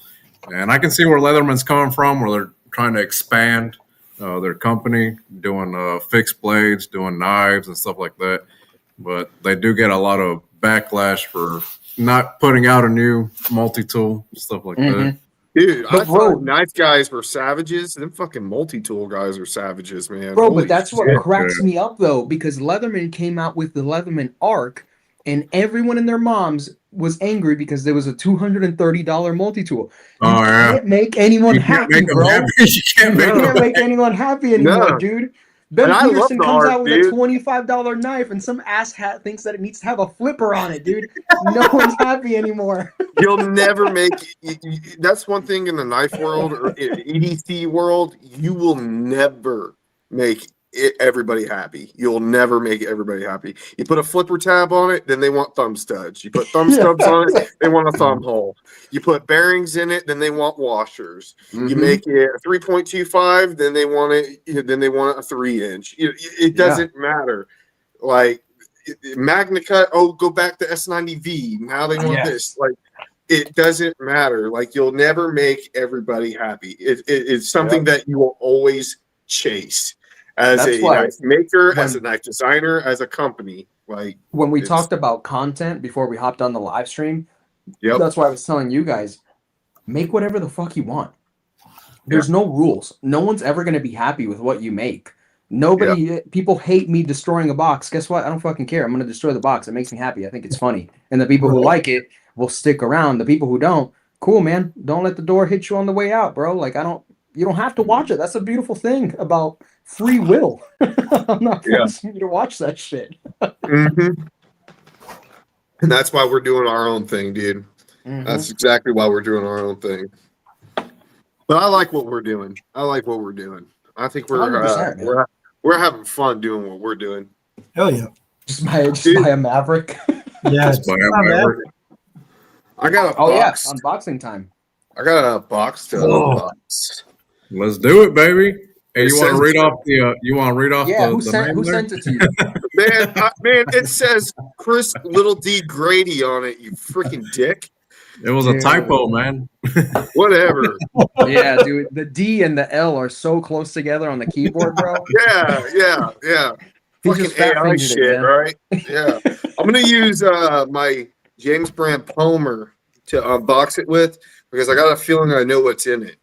It's coming from Quiet Carry. Hey, what do you think? Also. What do you think of that? What do you think of that little James Carey thing? Dude, I freaking love it, dude. For $40, dude, this thing is awesome. I carry it with me to work. Does it bother you that you can only use like the very tip of that blade though? That's what I was about to ask. Hey, dude, all you need is the tip. Hey. You know what I'm saying? You know what I'm saying? All you need is I'm the gonna tip. go. Hey, hence why it says little D on there. Ah, Motherfucker. You motherfucker. I hate you, yourself. Damien. I hate you, Damien. Such a fucking bitch. Hey, you gotta preface. Hey, you gotta preface the unboxing here, man. I am prefacing the unboxing by stating you're a bitch. No, we had a gift exchange. Oh, yeah, we nice. did Oh, have a yeah. gift exchange. We had a Christmas gift exchange. Damn, they take the fuck out of this thing. And Damien got my name. So sorry for me. Oh, I hope it's a Quiet Carry mug. I know, right? I got a microfiber cloth. I got a Quiet Carry sticker. Let's see what's in here. We need a drum roll sound effect. Where's Jay? Where's our Redman? We need our Redman. Yeah, where's Jay at? Jay, I need a drum sound effect, please. Oh, look what's in there. Oh, hell yeah. Dude. Oh, and you got me the green, bro. Yeah. That's what I'm talking about. Bro, look at the wire clip on that thing. I love a wire clip, man. Let's see how this thing works. See, now you can throw out that James Brand one and use a real. Look at that. Look at all that blade. Look at all that blade. Yeah, I'll be right back. I got to run to the mailbox. I just got mail. Oh, Mike's got a package to open. Hell yeah. Oh, I like how it has that jimping on top. Yeah, that's nice. Yes. Dude. Hey, what's the blade steel on that? What's the blade still on that? And does it have a flipper tab? Because if it doesn't, I'm about to get Oh, mad. dude, that dude's gonna be pissed, dude. I'm sorry, bro. Don't come at me. Run backwards in the field of dicks. Yeah, I love how the full razor blade is exposed. Yes, that's what we need, a laugh track. I love how Jay's fucking with the sounds. Dude, yes. All right, so what's the name of that thing? I'm not really familiar with a lot of. This is called the plank. The plank. Okay. Yes. This thing's pretty sick, dude. Is there a lock on the other side? Yeah, so it's got a lock right here, and then you just press, and it comes out. And it's got different settings on that. So you can go a little bit more, and then all the way out. Nice. Yeah. I'm trying to do it backwards because my camera's fucking backwards. So this is a little weird. Does it have do you need like a driver to swap out the blade, or is it quick swappable? I don't know. How do I swap it out? See if I can figure this shit out. It doesn't have a screw or anything. No, you just push this over. Oh, nice. Oh, hell yeah. Yeah. Now I just got to figure out how to put this bitch back in. Fuck. Can I do it? Can I do it? Can I do it? Yes, I can. Oh, sweet. All right, that worked out better than I thought it would. Oh, hell yeah. Yeah, dude. These are like $65 on Quiet Carry. That's rad. Yeah, dude. And I know they got green, and I know they got black. This is kind of like a bronzy kind of color. It does. It says OD, but it looks more like bronze to me. Yeah. I like how it has that little finger guard right there. Dude. Yeah, so you can't like kind of slip and hit the razor blade. I like that. And now, this is a lot bigger than what I thought it was. Yeah, that's sick, dude. I like that a ton. Yeah, dude. It's fun seeing a utility knife with like a deep carry-ish like wire clip. Yeah, this is full deep carry too, man. Yeah, Good Yeah, I stuff. love wire clips, man. I know they're not the most fancy, but they work so well in and out of the pocket. You know, I haven't had too many experiences with wire clips outside of like this Leatherman and like a couple of I think I had a couple of like giant mouse with a wire clip. And it wasn't my favorite, but I think it's also because the knives I had weren't my favorite. So I probably have to check something out with like a good wire clip on it. Oh yeah, Reds in the pocket, freaking awesome, man. Yeah, I like this thing. Thank you, Awesome, Damien. Merry Christmas, man. Hey, Hell Chris, yeah. I hate to ask you this, but once you blow somebody up, I can't see any of it. It's like a green screen. Can you just show it to the camera right now? Oh, why you got to bring that up, Mike? I mean, I was letting it go. I don't mess with green screens anymore. Okay. Rikki doesn't know. I don't. Rikki doesn't know. Hey, we're live. Oh yeah. Hey, Rikki, we'll tell you later. I'll tell you later. Wait till after. Oh, I can't wait now. I forgot where I was for like a split second. Sorry. I can't wait. It's not just us bullshitting. We got the whole world watching. Sorry. I forgot where I was for a split second. I got excited. Oh man. This is it, Mike. That's cool. He got Dude. me the quiet carry plank. Yeah, you've been looking at that for a while. Yeah, dude. Yeah, I like it, dude. Now, I thought about buying myself one. He thought about keeping this one for himself. Don't let him lie to you. Well, now I wanted to ship it over here to my house to do a quick review and then ship it to you. That's why you. I get it to my house, and I get it to my house. He's still got tape residue all over him. And he's like, "Thanks, man." Yeah. That's why you put a little D on it, man. He was actually angry that he had to buy you that thing and he couldn't keep it. No, yeah, dude. He was angry that he had to spend $65. He's like, "Fuck, man, I really wanted that for me." Oh, and then Chris was the one who set the $60 limit, right? Dude, and then I purposely sent him. I'm like, that's out of the limit. I purposely sent him something that was $65 to piss him off. And he goes, "That's outside the limit." And I was like, "I'll send you $5. I'll cash out." Yeah, dude, you should have Venmo requested his ass $5, $6 actually for like the inconvenience. Yeah. Oh man, Mike, did you go get a box? Are you unboxing too? Package. Hell Let's yeah, do it, baby. I got my wax wing Maverick. yeah, buddy. Stuff with. Hopefully, I don't cut whatever's in here. You cut it, Mike. Oh, great. Oh, it's my electric bill. Damn. No, I'm kidding. It's my electric bill. What the fuck? Oh, here it is. Oh hell yeah. AP. I never tried one of these, so we're about to see what it's about. I guess I could do it on camera. Yeah, I want to. What's the AP one? It's actually like a wire clip, sort of ish. Oh, right? is it the one that's on the T-Cals, on the newer ones? Yeah, dude, those are good. I like those a ton. Yeah, I'm not going to do it on video because there's like 50, 100,000.93 pieces. Yeah. Let me see. Maybe I'll do it and then show it later.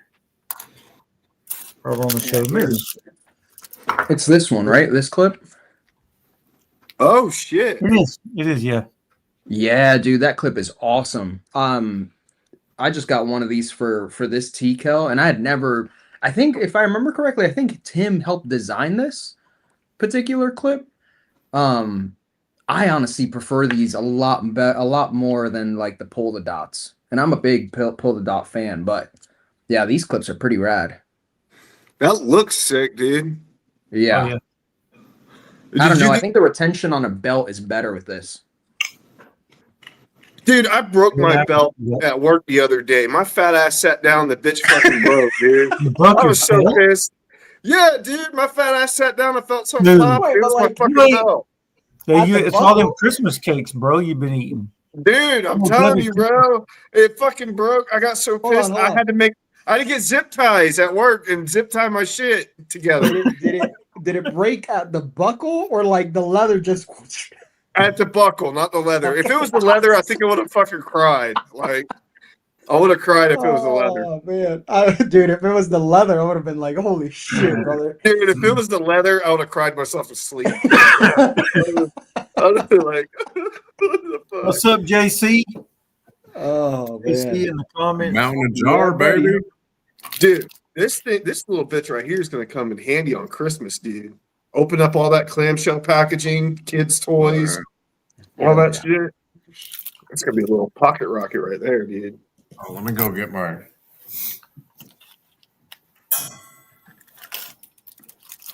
We got about 30 motherfuckers in this mug.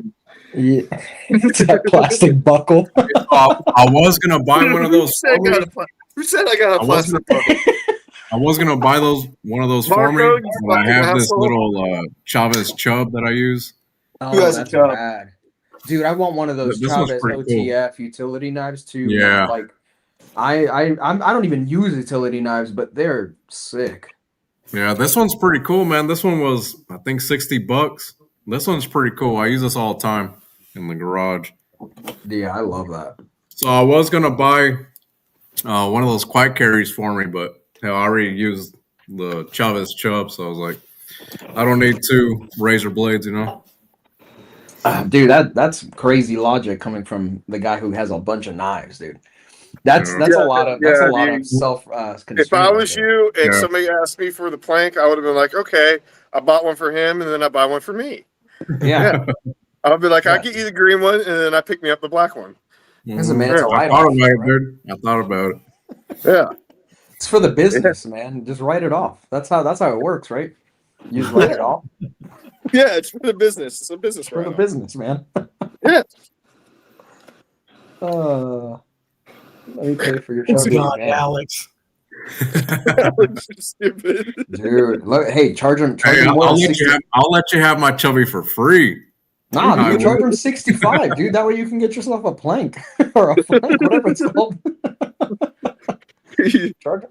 I don't think He's it's like, just nothing's enough. for free. Yeah, charge him just enough to where you can get what you need, bro. Yeah, bro. Charge him All $65.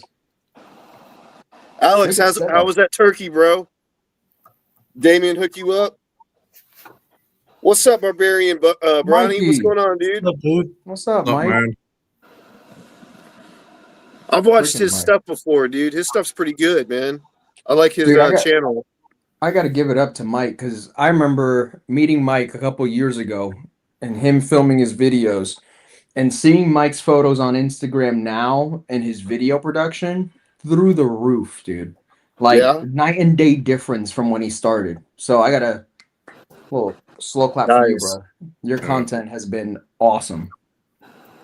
Nice. Well, your content is really freaking awesome, man. Did you ever go Thanks, to school for videography, stuff like that? Nah, bro. All self-taught. A ton of trial and error, a ton of learning from everyone that I worked with. I got pretty lucky because I worked with most of the YouTube guys that I was working for early on were all like guys who really paid attention to how they filmed everything and how they edited everything. So I ended up learning a ton early on from them. I learned a bunch of my stuff through like Peter McKinnon as well, like watching him kind of talk about cameras and angles and lighting. But even to this day, man, I'm still learning a ton. Like I'm so used to having to film, for other people that now that I'm filming a lot more for myself, I'm having to kind of learn like how to set up my lights better and like where to place my own camera because I'm not used to the camera facing me a lot of the times. Like a lot of the stuff that I film on Instagram is with my little like DJI Osmo camera. And those cameras are super easy to set up. So it looks really good with not a lot of work. But when I'm using like the big like production camera, there's so much more to try and figure out. So it's a learning process, but I'm happy with how everything turned out so far. And even if I can just get everything better, like by 1% every day, I'm happy. Dude, I love the history ones you do. And then Thanks, the ones that are like spotlight on like smaller makers. You know that little kid, he's like 9 freaking years old or something, like making knives. That was like entertaining to me. I was like, dude, I wish I could have this like an hour-long video of this. I wish it didn't Yep. stop. It's pretty awesome. Thanks, man. Yeah, Fletcher, Primitive Woodsman's son. Yeah. Dude, he rad kid, very quiet. I was walking around CanCon and I had always wanted to pick up something from Primitive Woodsman. Like his design language is something that I really dig. It's kind of got this like old school vibe to it. So I essentially went to go buy one of his knives, and then right next to it was his son, and he had like maybe 5 or 6 knives. And I picked one of them up, and he's like, "Oh yeah, my son made these." And he's only 10 years old. And I'm like, no fucking way, dude. When I was 10 years old, I was like watching Pokemon. Like I was eating cereal in bed. Like your 10-year-old son's out here making knives. So I bought one and he was pumped, dude. Like Josh pulled me aside and he's like, dude, you just made his day. Like the fact that he sold the knife first before I did, he's gonna walk around thinking he's like baller now. And I was like, good. I fucking hope he does. He's a 10-year-old kid making knives. How cool is that, man? And they're awesome. Good knives too. They're not just like, like, oh, he's learning. Like, no, this could pass off for like serious work. So it's just cool to tell that story. And I think that for me, going back to that Leatherman video, right? Like, I think a lot of people are just so used to a lot of like the knife reviewer language, which is totally cool. It's needed, right? Like that is my biggest weakness. Like I can't sit here and tell you the properties of 154 cm or like why jig bone makes sense for a handle on a slip joint. Like I can't tell you that stuff because the truth of it is it doesn't really interest me. But what does interest me is why did this guy make this? Like who wakes up? Like my idea or my thought process, I've never gotten to the point where I'm like, yeah, I just want to make a knife one day. Like, why did that guy do that? Why does he wake up every morning and make knives? And that's the kind of stuff that I want to share. And I think it kind of brings balance to the EDC world. We have the guys who review the knives and are very spec heavy. And then there's me and a couple other creators who just like to tell the stories. Because for me, it's more important to know those people and understand why they do what they do so then you can further appreciate the stuff that they're making. So thank you, man. That means a ton. Like it makes me happy to make those videos. And we talked about this before about views and subscribers. Like I don't make those videos to get a bunch of views. The views don't matter. If the videos get like 50 views, that's fine. But the fact that like you saw it, Mike, and you were like, hey man, that made an impact. I really appreciate you making that. That to me is worth so much more than any amount of views. Because that now this kid and now you can follow his work and maybe even buy one of his knives. And that's the whole fucking reason why I make those stories. Just to bring awareness to these guys who are doing really cool shit. So piggybacking off of Mike, which video are you most proud of that you've ever done? Oh, shit. Man, to date, my Bob Terzula video. I did a video. I watched that video. I love that video, dude. I was so scared making that video because number one, I went into it just wanting to tell the story of Bob Terzula and the Mariner 2 because the whole story was Michael has a custom Mariner 2 that he found at a flea market and bought it for like way less than he should have bought it for a custom Terzula. And I told Michael I was making that story and he's like, oh, all right, dude, I'll go text Bob and like maybe set up a live stream. And dude, I was so nervous. I'm like, holy shit, I can't believe I'm about to talk to Bob fucking Terzula on live on like a FaceTime call. So we get on this FaceTime call and like we're chatting about the Mariner 2 and he was like, I don't even have that knife. Like the fact that Michael has one is pretty funny. I don't even have my own Mariner 2. And after I got done filming that video, I watched it back and I'm like, I don't know how I'll ever top this. Like, and I interviewed Lucas Burnley beforehand and I really love that video too. But the fact that I was able to talk to this guy who's been in the knife world since the 80s and has seen the world of knives change and has also built this thing that you and I still handle in knives today, like the liner locks and like the fact that he kind of made what Michael Walker did into this thing that's become like a legendary piece of the knife world was crazy. So to this day, that Bob Terzula video, I think is like my magnum opus. I don't know if I'll ever make another video that I'll sit back and be like, fuck, I'm pretty proud of that one. Yeah, that's awesome. That's awesome. I watched that whole video, dude. That thing was like, man. I was like enamored by that video. I love watching knife history videos like that, and just Thanks, it's dude. freaking amazing, dude. Yep, and it's one of those things I really made it just because the story just captured my attention, and he was one of the first knife makers I really learned about when I started collecting knives. Like, and I made it on just like wanting to tell this story, and it resonated with a ton of people, which made me super happy. And the funny thing is, I was looking back at some of my stuff. Like, I was making these kind of storytelling videos back in like 2023, but I like never named them. I didn't really like think anything of them. And the fact that now we're 2 years later and like they've evolved into these long form videos, and now I know so many more people because of it. I'm so fucking grateful for it, dude.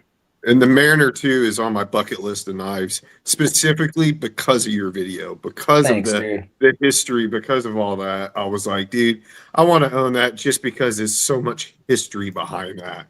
When I hold something like that, I'm like, there's so much history behind this. That's Dude, and that resonates with me, and it's like I'm the holding a piece of beautiful history. the beautiful part about that knife and the story behind it is that Bob didn't go into it wanting to make like he didn't go into it just like I want to make a sheepsfoot knife. He made Yeah. it because he wanted to make a knife for his grandfather, who was like peeling strands off of off of like tomatoes, right? Yeah. And his grandfather was like a seaman, so he wanted to like make this knife specifically for him. Yeah. And in reality, the Mariner 2 isn't the ATCF, right? So like it's not a knife that really got a ton of recognition. But the fact that Tactile brought it back, and you know now that like he made this knife specifically for someone special in his life, that to me is like beautiful. Like that's Yeah. I'd own that knife 10 times over just because it's a really nice thought. Yeah. Yeah, I like the design of the Mariner too. I Say like again? that knife. I like the design of it. Yeah. Yeah. I think hearing your story behind the knife makes me want the knife more nowadays. Yeah. I'm to the point of collecting where the story of the maker is more important. Exactly, dude. Yeah, Yeah, the story of the me too. maker is more important than the knife itself. Exactly. Yeah, Yep. that's where I'm at. That's where I'm at in my collecting. Yeah. A I lot think of we were it- talking about that on a live or on a video chat. We were talking about we really don't have like grails now. We don't Mhm. have like grail knives that we're chasing, but we No. do chase like knives from different makers now. Now that Yeah. we've been able to know more people in the industry, we we tend to go towards knives for the person. You know what I mean? Yeah. Yeah, there's a lot 100%. of times where people will buy a custom knife not because of the pattern or the design, but because they know something about that maker. Yep. And Exactly. they're buying from the maker. They're not really buying, the knife for its design. This was for me. I got this knife actually from Taylor, and this was one of the few knives that I had had on my list for a while. It's a custom Pena. I think this one's a Mula, I Ooh, think. I love the Um, Mula. yeah, dude. And for me, when I first got into collecting, I fell in love with Pena's design language, and I've owned so many of his production knives. And every blade show, I'd go straight to Pena, and his knives were like $800, and I couldn't afford them. And Taylor sold me this one at a really good price. And owning it now, like I'm good. Like there's really not many Penas that I want. Sure, would I want one of his slip joints? For sure, but like me buying this knife was like this kind of full circle moment where I was like, damn, like I remember 3 to 4 years ago owning a bunch of production peñas, and like I fell in love with his design language and I learned his story, and he just became this maker that I really wanted to connect with and get to know. And fast forward to me having this knife now, I'm like, this is it, dude. Like I'll never trade this. This will never get sold. This will get passed down to my kids. Hopefully they love knives and they can appreciate it. But just like being able to own something that I know that he made with his hands and he did the finishes and everything to it, just makes it that much more special. And that's why, I think we just became best friends. yeah, buddy. Yeah, buddy. 100%, dude. Yeah, I love Pena, man. His designs speak to my soul, man. Yep. And this was the first front flipper too. Like I remember, so Chris, you were saying you didn't like the Caballero. I love that knife. Do you That got it knife right is there like, with you, Chris? huh? Do you have it right there with us? You can pull it Yeah, out. actually, I do. Sweet. Gotta fucking do this. There we go. I love it, dude. I just like the Laney's clip more. And he sent both of them man. at the same time. So you're like, ah. Yep, I love the Caballero. I really do. Like for me, I think there's something about that knife at its size that is just like gentlemanly with a little bit of a modern flair to it, like just enough to bring it into the modern age.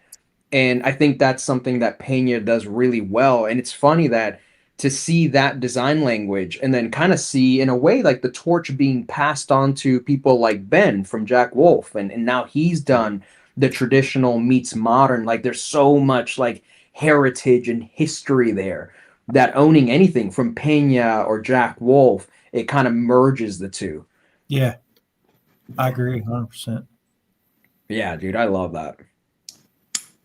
Yeah, this And his X and his, by the way, his X series stuff was fantastic. Like that was peak Riot. Like when Riot was doing all the X series stuff, man, I thought I had the coolest knife on the planet. Right. And just handling the custom and seeing like how smooth these are, in my eyes, goes to show like, damn, Riot knew what they were doing. Like they came pretty fucking close to nailing like his design language and his style and just how smooth a custom Pena can feel. Yeah, we had Enrique Pena on not too long ago, and he was saying that Riot hit it so good that it made him get better. Yeah, Seeing how good the production models are, it made his work get better. He had to get better. Yeah. Here's a question I want to know, and then you guys can take turns answering. What's the most sentimental knife you have in your collection right now? It could be a gift, it could be tied to a story of a maker. Like, what's one knife you all have that like really hits that point? I know mine. Mine is the very first sharpshooter jack that Ben came out with. The very first, because that was the first model that he came out with. I knew Ben before Jack Wolf Knives even had their knives out. We were talking for a year before he even came out with their knives. Was one of the first ones to ever review one of his knives. Whenever it came out, it's in black micarta. It's a slip joint. I was a huge slip joint guy. We had talked about it forever. I waited well over a year for it to come out. That's a knife I'll never get rid of. It's a knife that I'm going to pass down to my son. And, I have knives that I love my Sabenza that I'll never get rid of, but that's another knife I'll never get rid of because it's a friendship that developed between me and Ben. We still text, we still call. I've bought every single knife that I own from Ben. I've bought from him because I like to support my friends in the community. I've bought so much shit from all my friends that are in the community that are doing stuff because I like to support the businesses and stuff like that. So I bought plenty of knives from Ben over the years and stuff like that. And but that sharpshooter, it just holds that certain sentimental value with me that I can't explain. That very first knife that he did and how far he's come now compared to, I remember when he was sending out those little jack sacks, they were like stickers and candy and shit or whatever to everybody and like hats and stuff because he didn't have knives.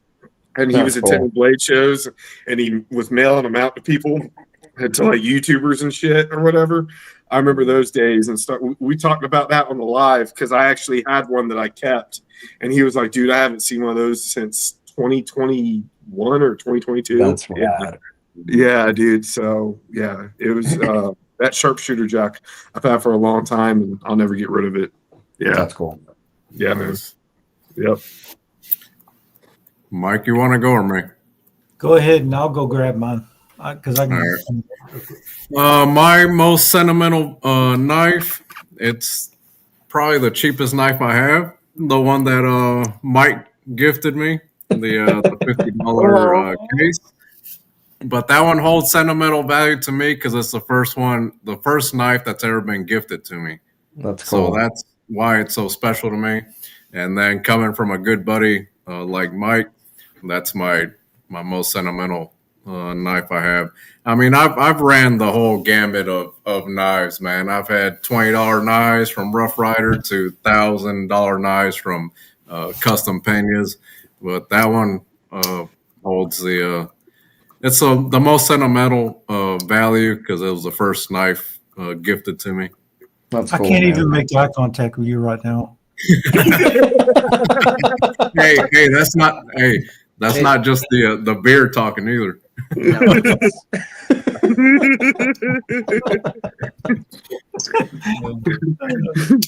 I'm gonna kiss you square on the mouth. Yeah. Kiss me, Rikki Bobby. Kiss you on the mouth.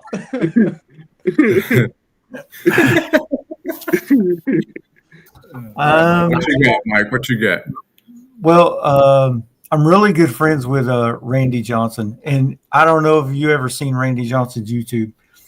He used to post all the time. I guess he hasn't posted like faithfully in probably about 5 years, but he's a big knife modder. Back in the day, he was one of the first real knife modders, and I got to be really good friends with him.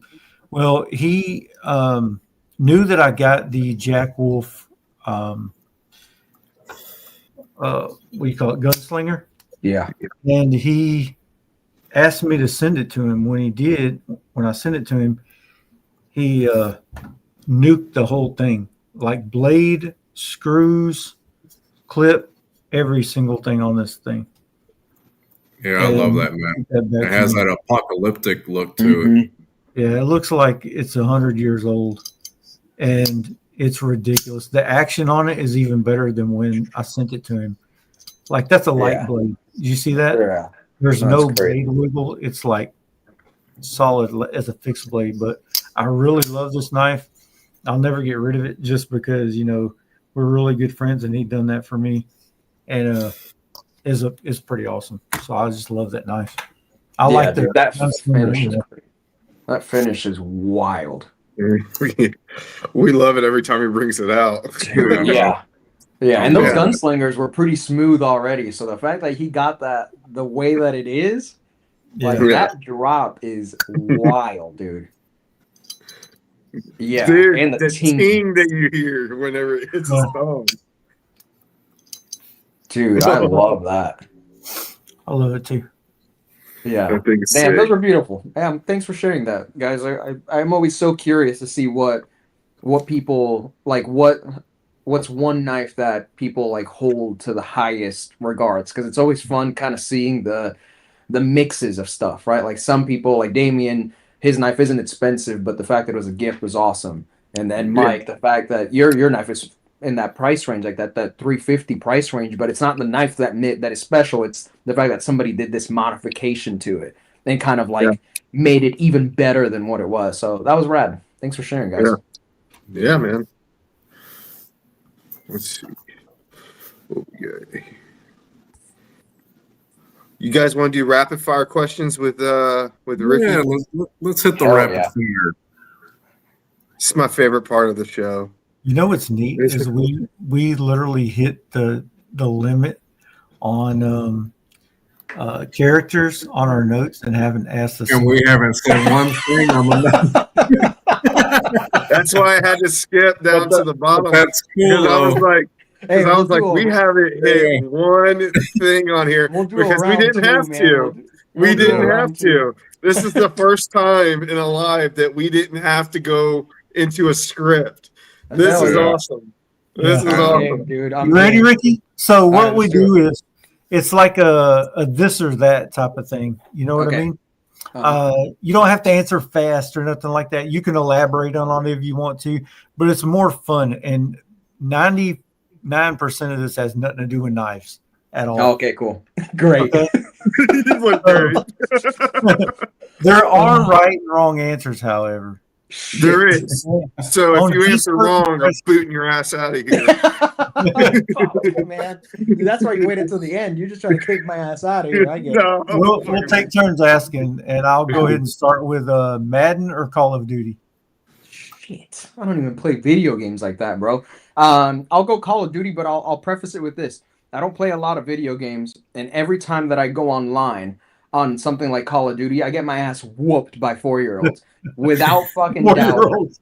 And Dude, they talk because I don't play. So as soon as I start playing, there's like these 9-year-old kids who are way better than me. But I still prefer a shooting game over a football game. I love Madden, but I'll go Call of Duty. Are they talking shit to you the whole time? Bro, 100%, which is cool, man. Like I grew up in the area where you were saying all sorts of nasty shit to people playing video games. So I'll dish out a bunch of shit. I'm just not good at the game. My wife will cuss the little 10-year-olds out, man. Yep. We know. We hear her. We hear her. Roadhouse or Top Gun? Fuck. I'm gonna go Roadhouse, but I'm only gonna go Roadhouse because of that Family Guy skit when he goes around and like kicks people in the shin and he goes Roadhouse. Yeah, I know exactly what you're talking about. That's hilarious, dude. Yeah, I laughed at that. Yeah, I've seen that. I've seen that. I've seen that one so many times. He starts kicking people, kicking the shit out of them. Roadhouse. Dumb and Dumber or Ace Ventura? Okay, all right. This one's a funny one. I'm gonna go Ace Ventura, but only because I know something about Ace Ventura that most people don't know, and it directly connects to a time in my life. Every single animal in the original Ace Ventura movie was one of Doc Antle's animals. Really? Oh, really? Yes. Yeah, I didn't know that. What? Yep. Every single one of the animals you saw in the movie were his animals. I pick Ace Ventura because it puts a moment in my life because when I was 6 years old, I would talk with my ass like he did.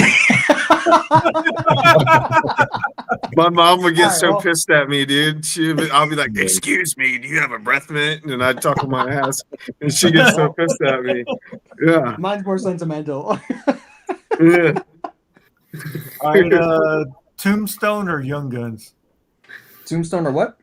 Young Guns. I don't fucking know either of those. Oh no! Really? Yeah. What is that? Man. Tombstone.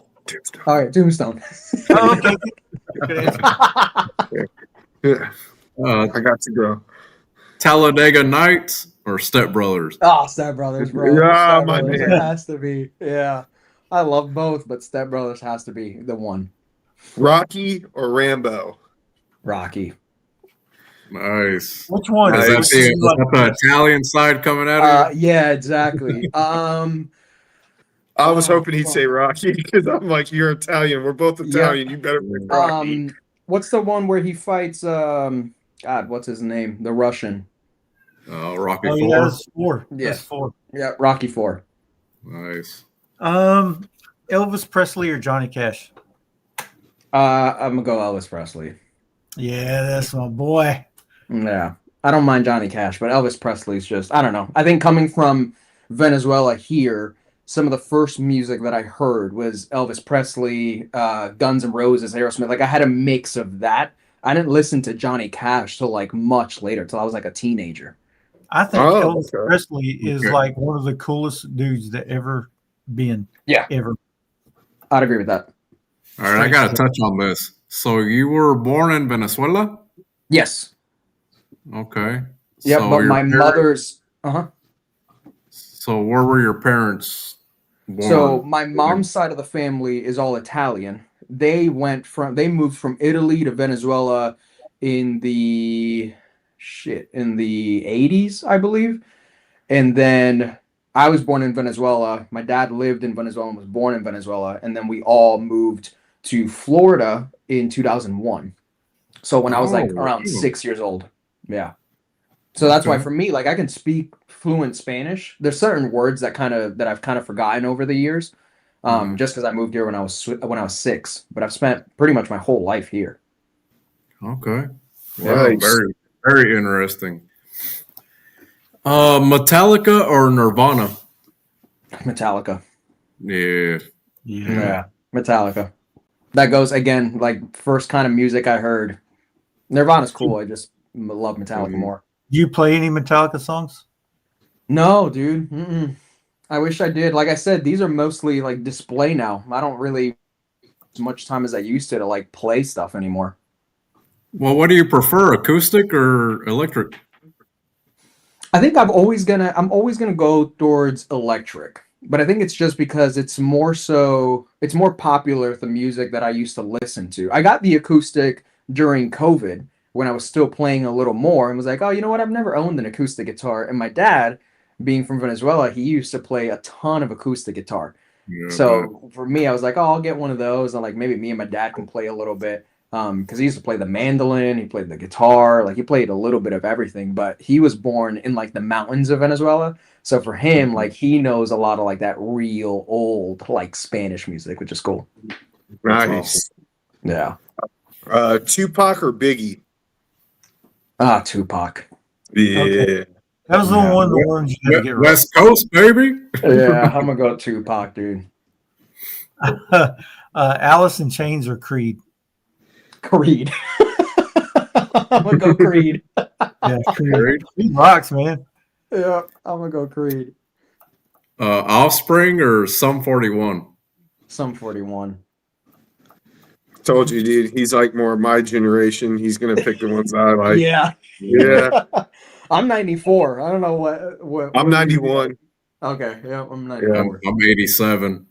Yeah. But keep in mind, like I always tell people, because I wasn't born here and I moved here when I was 6, like a lot of the cultural stuff that is like really popular, there's some of that stuff that I never connected with. Because like I came here and didn't know English, didn't really know, we didn't watch a lot of TV or any of that stuff growing up. So there's a lot of like really important like pop culture shit that I just missed. Which is why like I ended up listening into it when I was like a teenager, or even like now I'll still kind of learn stuff. Mm-hmm. That's so interesting, man. That's awesome. Yep. Red Hot Chili Peppers or Breaking Benjamin? I'm gonna go Red Hot Chili Peppers. I knew that was a tough one, bro. I'm gonna go Red Hot Chili Peppers. I used to be the DJ of my high school radio station, and I played "Suck My Kiss" on the school radio station. And the next day, my coach came up to me and he's like, "Are you fucking crazy?" And I'm like, "What?" And he's like, "You did a Red Hot Chili Peppers night and you played "Suck My Kiss." I'm like, "Yeah, I think it's a cool song." He's like, "Are you stupid?" It's like, why would you do that? He's like, "You're fucking lucky that the faculty doesn't even listen to the radio station anyway." So I was like, "Hey, the song was there. I just picked it." That's funny. Here's one from way back in the day. Corn or Limp Bizkit? I'm gonna go Corn. That's a tough one, but I'm gonna go Corn. Linkin Park or ADTR? A Day to Remember. I'm gonna go Linkin Park just because A Day to Remember is one of those that I just didn't really like get into. Linkin Park, I kind of dove into a little bit. I wore out like 5 CDs of Linkin Park. Oh, Yeah. when that Park. when the first album dropped, that what was it, Hybrid Theory? Yes. That was so badass, dude. Yes. That's like me and my wife. So Lexi's 27, and Lexi was very much like in the emo side of things, like pop rock, all that stuff. Like there's so many bands that she would listen to that for me, when I was in high school, I was more into rap. Like I was listening to Lil Wayne and Eminem and Tupac. So like for me, I didn't really dive into Linkin Park or any of that stuff, My Chemical Romance, none of those things till like literally a couple years ago. Yeah. Wow. I was definitely way more in the hip hop rap culture like as I got into high school and like middle school, high school. All right. Most important question. Oh, yeah. You get this wrong, you're kicked off the show. Shit. Yeah. Jordan or LeBron? Jordan. Oh, Oh, yeah. Okay. You made it. Yeah. You made No, it. dude. That documentary on Netflix, I can't remember what it was called, but the one that You essentially watch it? Yeah. Yeah. Dude, like I watched that growing up. I bought a biography book of Jordan because like I was so interested in this guy's life and like how he became the fucking best. And it kind of got me in this train of thought of like some people, I'm of the belief that some people are really just born to be great. Like I don't think it's something you learn. I think it can be learned, but people like Michael Jordan, I think were legit just born with this thing that propelled him to that. Yeah. Yeah. Backyard grill or restaurant? Backyard, like for food?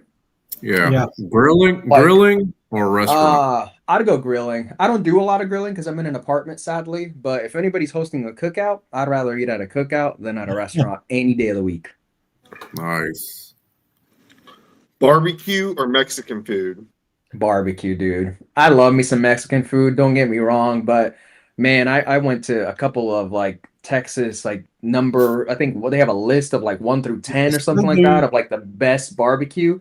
Franklin. Dude, I went to Panther City and I went to one that's like really fucking popular that I waited in line for like an hour and a half Was to it get Franklin Barbecue in Austin? No, it wasn't Franklin. It was something else. I can't remember the name of it now.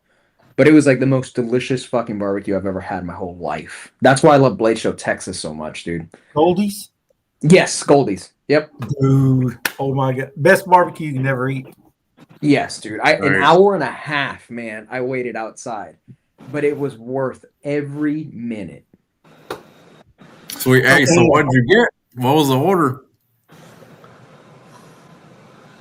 Dude, I can't remember off the top of my head. I'm pretty sure I have a photo of it, though. Don't be eating it in front of Damien because he'll have you like dipping in front of him and shit. He'll be like telling you like, "Oh yeah, dip that in front of me. Fucking chew slow." That's only on the pizza crust with the garlic sauce, man. I just want to. Whatever. It doesn't matter what I'm eating. No, it ain't. It ain't. Do not let him lie to you, dude. He'll be like, "Oh, chew it slower." You know, oh, do that. Are we fans of pineapple on pizza or no? Yes. Oh my God! What? Yes. We need to get that in here. Yes. Yeah. Damn it.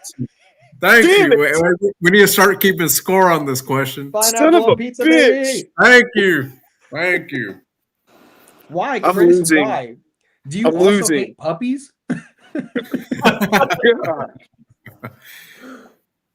Don't get me started. Chris. Don't get me started on puppies. I'm just playing. We gotta convert you.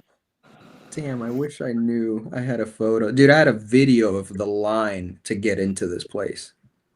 It's crazy, ain't it? Mm-hmm. It's like a whole vibe, man. It's not like you're sitting there like, oh God, I gotta wait here an hour.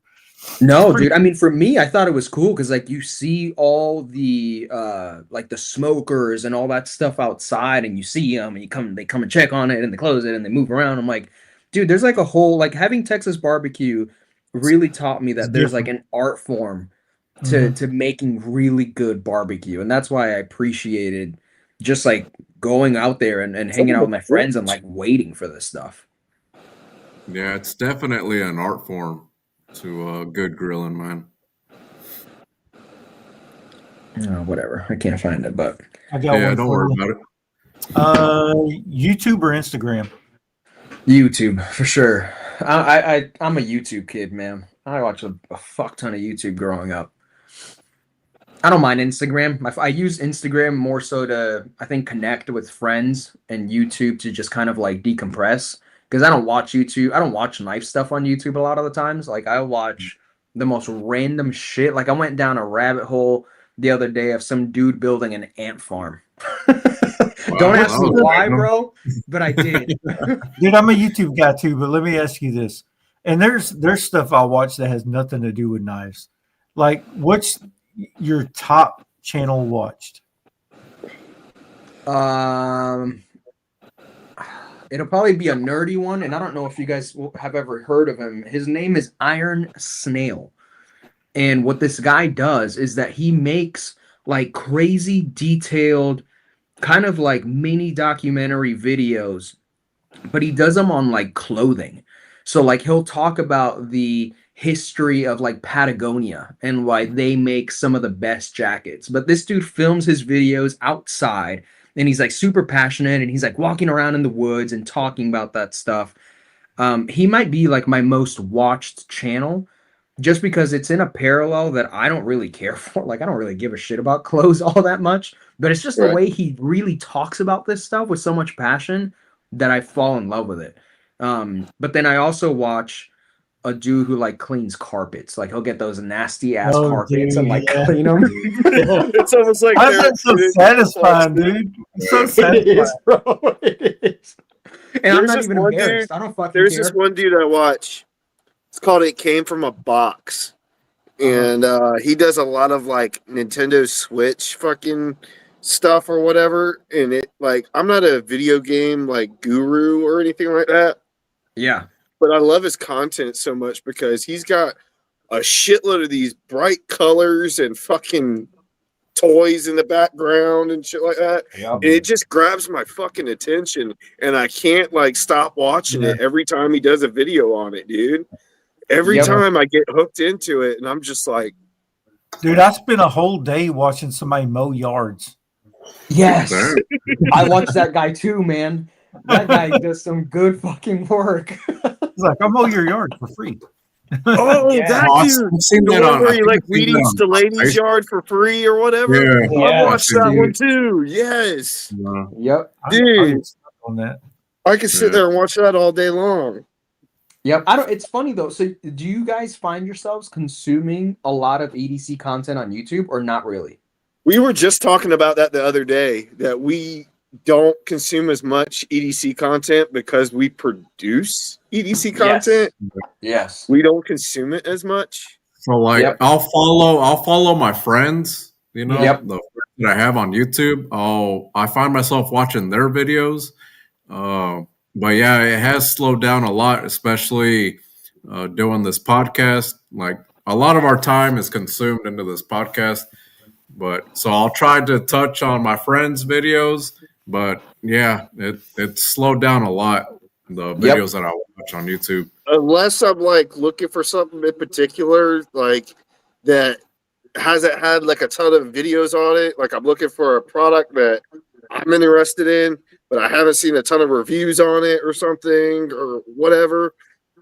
Other than that, like then even then I'll just buy the damn thing and I'll review it myself. But like, you know what I mean? But like, I don't really consume it as much just because we make videos, and if I haven't reviewed it, chances are one of them have, or I know somebody that has, and I try to keep up with them more than anything, and run and doing this. Yeah, like I don't want to get burnt out on watching the content. Somewhere along the way, I stopped watching knife review videos. Like I think it's probably when you start learning a little bit more about what you like and what you're into, specs that you like, things that you like about certain pocket knives. I think you reach this level where you just go for it. You're like, screw it, I'll buy it. Worst case scenario, if I don't love it, I'll trade it, I'll sell it, whatever it is. But I don't consume nowhere near as much knife content because I kind of just gotten to the point where if I see a knife and I like it and I'm like, yeah, I'll probably enjoy that, I just go and buy it. Like I kind of don't need that secondary opinion unless it's like maybe a custom and it's pretty expensive. I'll maybe shop around a little bit, but I've kind of gotten to the point where I ask people who own the knife rather than consume the content that somebody else made. Yeah, actually, if I'm watching a YouTube video on knife content, it's normally because I want to watch the person doing it.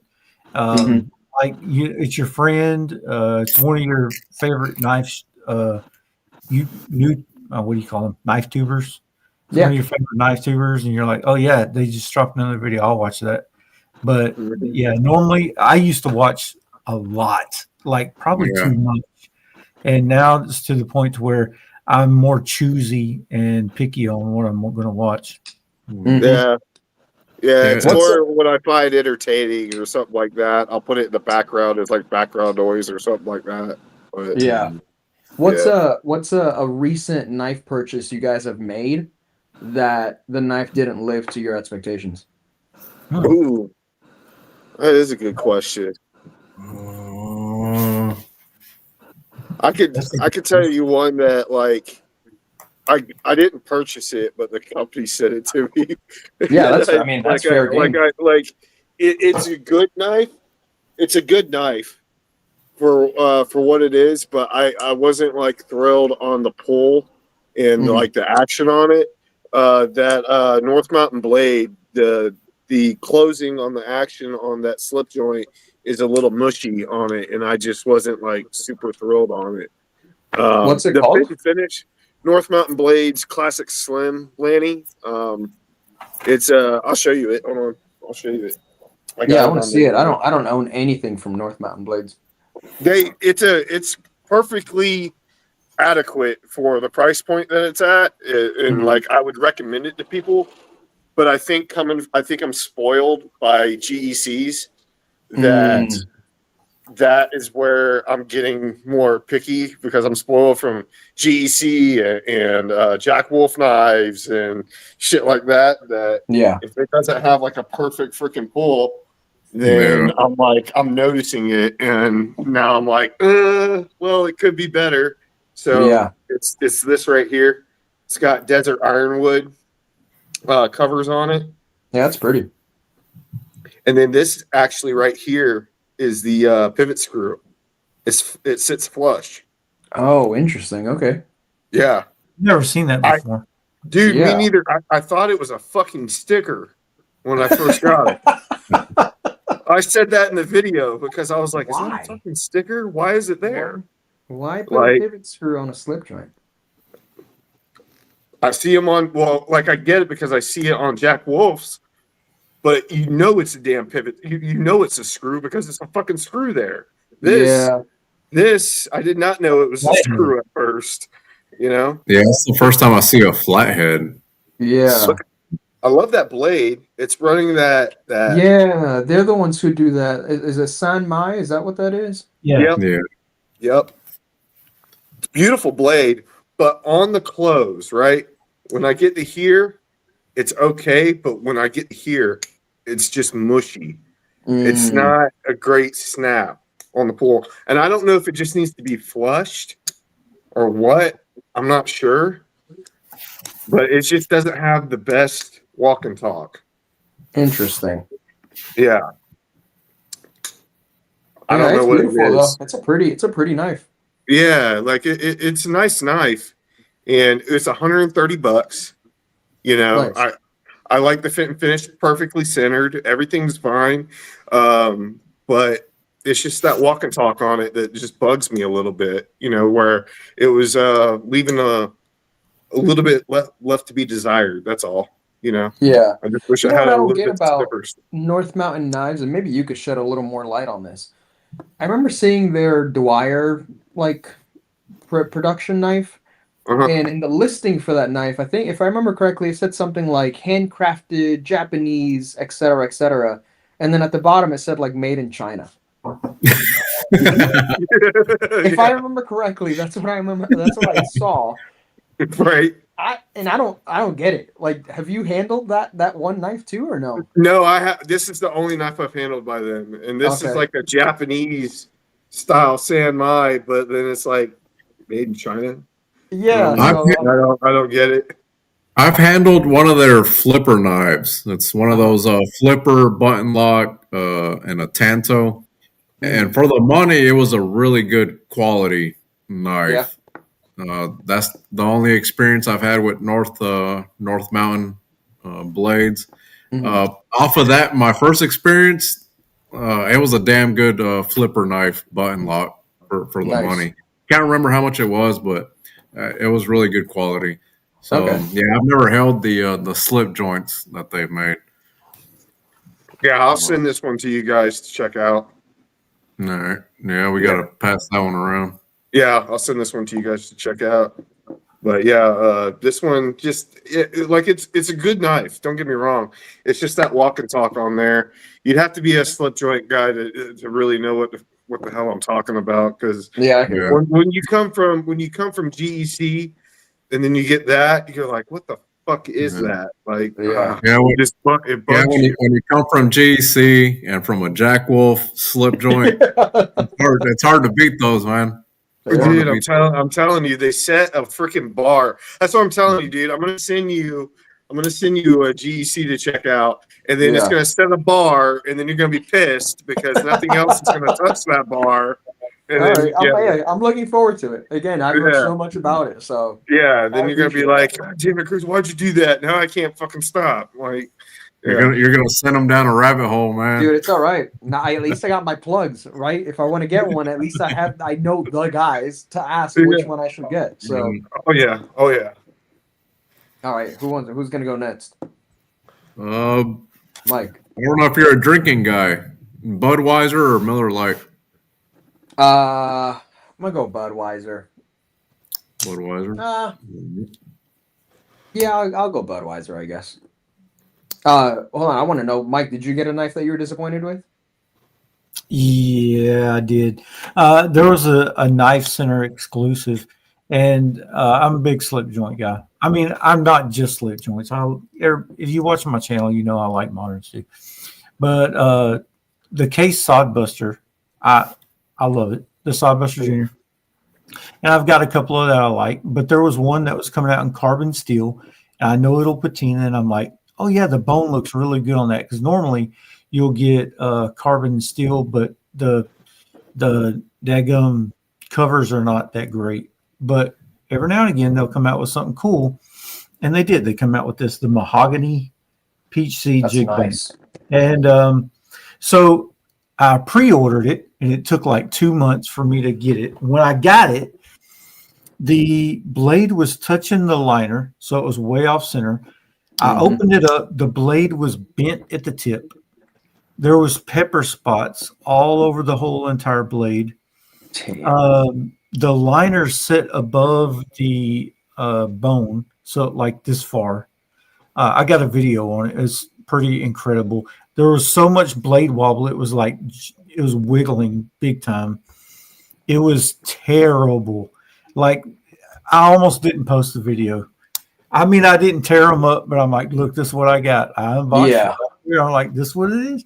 So a subscriber actually watched the video and sent me a good one. He bought 3 of them. Oh, cool. So he sent me a good one. He sent me this one. And this one's like perfect centered. Everything's tight and right on it, and it looks really good, but the bone's really nice. Can't see really good in this light, but it's really reddish, and it's beautiful. But yeah, I was so upset because I'd waited months and pre-ordered, and it came just like the worst knife I've ever got. That breaks my heart. Fucking Case, man. They do this every time. I know. Hey, I've only bought one case since then, and I sold it. They do this all the time. Yeah, and like that North Mountain blade, I handed it to Billy. And I was like, dude, is this fucking me? Or like, you know what I mean? Like, because he's a slip joint, he's a huge GEC guy. I was like, is this just me being picky or what? And he was like, no. He was like, this is mushy as fuck. Like, I don't know what the hell's going on. I think it needs to be flushed or something.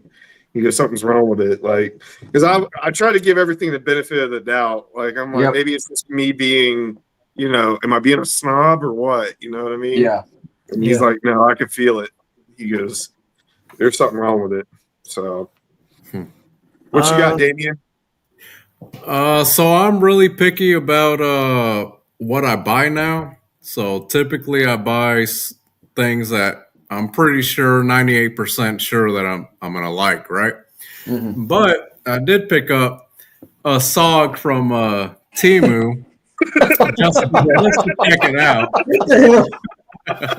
And this thing was a little lackluster here. Oh, you found it. You run it over with your mower.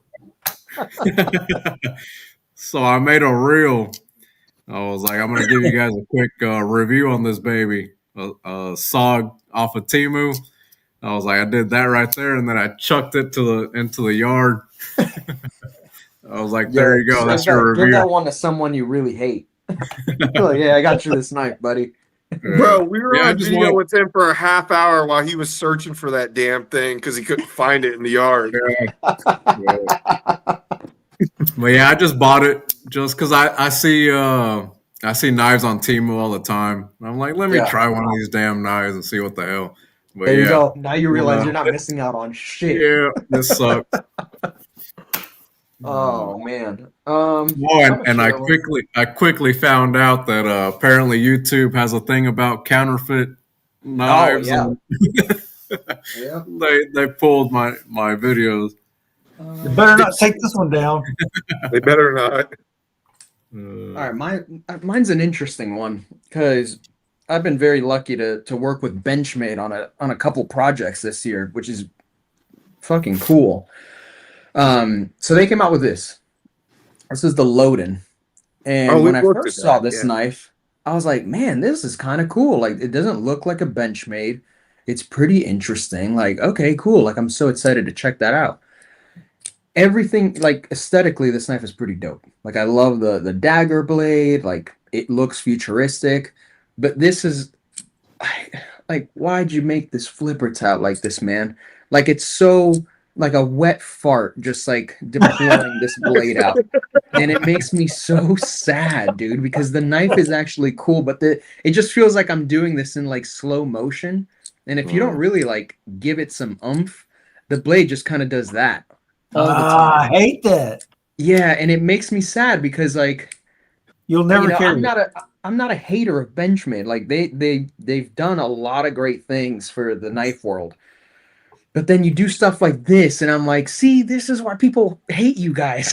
Like, this is an expensive knife, and, like, the fact that I have to, like, really try and get this down, like, really makes me angry because there's some great Benchmades out there, but then they do something new, and it's like half of it is great, and then the other half is not great. And I'm like, you give this to someone, and if this is their first experience with, like, a new Benchmade, this shit ain't cheap. This is like a $300 knife, I think, or $260 or something like that. Like, that's not good, guys. I mean, you can actuate it with the access lock, and it's fun. I picture Benchmade with, like, a round table, and there's, like, 15 guys sitting there, and they all have this idea. What's going to suck the most, boys? This is awesome. Let's do this. And then it turns out like shit. And you're like, hey, man. My one gripe with Benchmade is the price point, man. They keep upping their price on their knives. 100%. And, like, for the materials that they're using, it's like, why are you guys going so high on that price? They got crucified on the narrows, dude. Yeah. Should I snag a Shaman or a TR3 Auto? I've never had a Shaman, but I've always wanted one. I'm gonna go TR3 Auto just because I've handled that one. I am gonna go TR3 Auto as well, just because I'm a huge ProTech guy. Yeah. Shaman. That's what Here, this one's interesting. I'm actually kind of excited to show you guys this. So, this is the Benchmade successor. So this is their newest slip joint. How do you like that one, dude? This, in my opinion, home run. Like, this is by far one of their best fucking slip joints to date. I'm really sad that this didn't get as much love and attention as it should have. The walk and talk on it, in my opinion, real nice. That was the gripe on the proper, which I like the proper. I just don't like the mushiness. No, but this one, in my opinion, and again, I'm not a massive slip joint guy. I mean, I have a couple, but I'm perfectly happy with this. Enough of the blade up here so you can do a nice pull on it, which is great. Yeah. What I thought was cool, though, this is the slip that it comes with. So you get a slip with a pocket clip. Now, you can unscrew the pocket clip and actually add it to the bottom of the slip joint. So that way you can just carry this guy in your pocket. Like, to me, this deserved a little more praise because this is, I think, one of those scenarios where Benchmade heard the feedback on the proper and the adventurer and made a good slip joint. Like, something that I think is actually worth people's time, especially if you're a slip joint enthusiast. So I was pretty happy with this one. I've been wanting to make a video on how Benchmade actually got it right this time. Here you see that slit to put the pocket clip in too, by the way. Yeah. In my opinion, it's a home run. And I don't think these were too pricey. If I remember correctly, I think they were like $260-ish or so, if I remember correctly. Which for a Benchmade, I didn't think was awful. But yeah, man, I think this is a good example of, like, them doing it right. But then, you know, they do the load-in. And, like, this is just, it's a cool design, but it's not it. They did the narrows. The narrows from an engineering perspective is super cool. Like the fact that there's a knife that's that thin and there's like practically no bend, but you price it so high. And I understand pricing it high because of machining time and the effort and all that, but you price these awesome things out of the realm, out of the budget of your average American. It's kind of hard to buy into. Like 450 or 500, something like that. 500. Do you know how many they would have sold if it was like 260? A lot. But then again, though, if it was 260, could they do titanium that thin made in the US? Because I mean, I know, is it Vosteed? Vosteed came out with something that was like super thin too, right? Yeah. Didn't they come out with something that was kind of a competitor? Vosteed is killing it, dude. I've had a lot of Vosteeds, and they're always high quality knives, super sharp out of box. Yeah, I got the Psyop 229, I think is what it's called, the new one that they came out with. I got that one. That one was pretty sick. That button lock, I like that one. And Vosteed's fixed blades. I don't know if you've ever tried like the Mink. Yeah. And I think it's like a Mink XL now, but those fixed blades are awesome for the price. Dude, I recently came across a company called CMB Made Knives. Dude, they make some cool shit. I don't know if you guys have ever heard of them, but they have a line called the Predator. I think it starts at like $70. It's like micarta. It's an access lock. They sent a couple of their knives for me to check out. Pretty fucking impressive. Really? And that's a conversation that I was having with a couple of buddies. Like, we're really reaching that ceiling of like, how good can a knife be at this point at the lowest price point, right? Like, you have companies coming out with titanium folders with an access lock, an M39 or like 154 CM, for example, for like $100 and something. Like, what do you even say to that as an American OEM? Like, you really can't do much unless you're buying like a buck 110, you know? Yeah. Well, it's like the Jackway, the Jackwolf Gateway. Yeah, that's so awesome of a slip joint for $70. Yeah, dude. Yeah, it's a race to the bottom. Which one did you get? I got the ebony wood. Yeah, that one's nice. Yeah, I got the antique micarta. Dude, I really love a good that slip light joint for that price point. Yep. And that's the thing that I'm so impressed by with whatever OEM Ben is using. Like, the same fit and finish level of detail at $80 that you also see in like the $300. It's pretty crazy. But in the same breath, though, and this was something that him and I talked about at West very briefly, was like, how do you even balance the two, though? Right? Because like, you have the hope is that somebody buys the $80 slip joint, falls in love with it, and then they buy the $300 one. But damn, when the $80 one is that good, bro. That's like, How could you? Like, for me, I get to that point in knife collecting now where I'm like, shit, do I really need the $300 one? Because like the $80 one's pretty fucking good. That's what I'm saying right now. Because I'm like, dude, this $80 one's pretty fucking good. Do I really need the $300 one? Bro, like, which I've always said it that the Jackwolf. Well, back then it was the premium Jackwolves, but it's you're getting custom quality slip joints for a third of the price. Yeah, they're just killing it, man. And now with the Gateway, $70 price point, shit.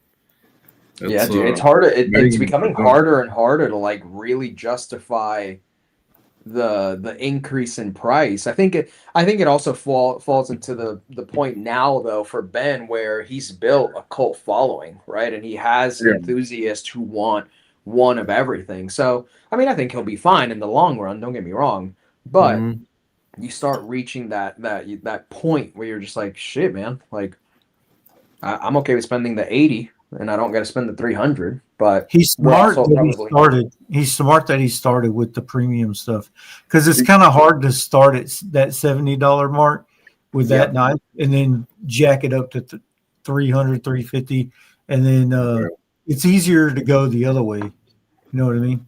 If you would have started backwards, it would have been a hell of a lot harder. hell of a lot harder to go from making $80 knives to jump into making $300 knives. Oh, yeah. If you're already starting at the $300 mark and you've been doing that for what? He's been doing that for what, 2-3 years? Now he's starting to make $80 knives and selling them. Yeah, he did it right by doing that. Yeah, now he's got that. To his point too, like the fact that I had that shit experience with Case at $70, and now he's offering an $80 knife that's like a million times better. Yes. I'm gonna buy a Jack Wolf Gateway series 9 times out of 10. Yeah, like he's made it to the point where it almost feels like there's very little to absolutely no competition for him in that price point, which is fucking bonkers to think about. Yeah. Kudos to Ben, man. He's killing it, dude. I want to see some custom slip joints from him at some point. I want to see some customs. Yep, I would love to see some customs. Like a small line of just like a handful of where he goes and works with Enrique, or maybe he partners up with Esnix. Like I want him to partner up with a custom slip joint maker and do a small run of something custom, dude. I'd buy it in a heartbeat. I want to see him work with a small maker is what I want to see. I want to see him work with that too. A small town maker, small town maker, right? And then create a either slip joint custom or maybe a fixed blade custom or something like that, and run with that. You know what I mean? To get a USA made custom out there. That's where I want to see in the future. Because I fell in love with the LT Wright collab. Like that LT Wright fixed blade that he did, dude, I fell in love with that. Yeah. Easily. I love LT Wright. The Vampire Hunter looks fucking awesome. And I bought that one at Blade Show because I'm like, dude, I gotta have it. Like that's a cool collaboration. So if he were to do the same thing and get a custom out there and like 650, 700 even, like it doesn't have to be super fancy.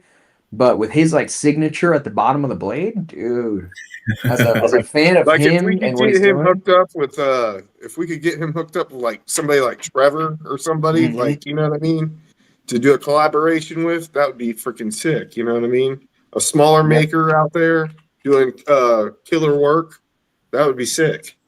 Yep, I'm a sucker for that stuff, dude. Like it doesn't take much for me to be like, all right, cool, I'm gonna buy that. I need that in my life, please and thank you. Hey, well, real quick, since Chris touched on it, this is the Nomad Waxwing collab. This is the Maverick, and Trevor is going to be dropping 3 more of these on his website, waxwing.com, tomorrow, 4:30 p.m. Eastern. Only 3 more of these are going to be dropped, guys. Get them. It's going to be the last of the first batch. So 3 more of these. Tomorrow, 4:30 p.m. Eastern on waxwing.com. They're going to go quick too, so if you're thinking about it, snag it. Don't wait. Yeah.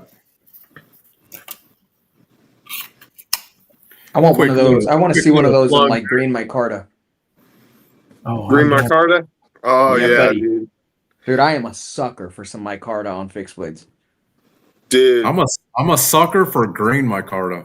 Green micarta, especially if it's like a textured micarta. Dude, I love like a rough textured micarta. Love it. Yeah. Yeah, buddy. Well, Navs, the Lander 2 that I had that textured green micarta on it. I loved it. One with the moon dust blade. Yeah, that was awesome. Have you tried TerraTough yet? Yeah, I had a Knives by Nuge in TerraTough, and it's so similar. To a micarta. It's not the one that I had from Nuge was he sanded it down, or he blasted it a little, so it was a little more on the smooth side. But dude, it's pretty hard. Like someone like me who doesn't really dive into materials all that much, I was surprised by how close it looked to a micarta scale. You could have fooled me, and I would have thought it was micarta if I didn't know. Yeah, that stuff is pretty rad. It just didn't. The one that I had wasn't as like rugged looking as like the one on this TKL for example. Let me show you mine. Yeah.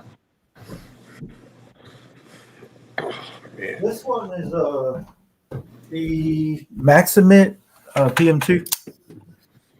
I don't know if you can see it. Yeah. Yeah. But it's really rough. It's grippy It's- as heck. Does it It's tear fun up your too. pocket from like when you pull it out of your pocket? Does it tear it up No. at all? No, it's soft. It's soft, but it's rough at the Mhm. same time.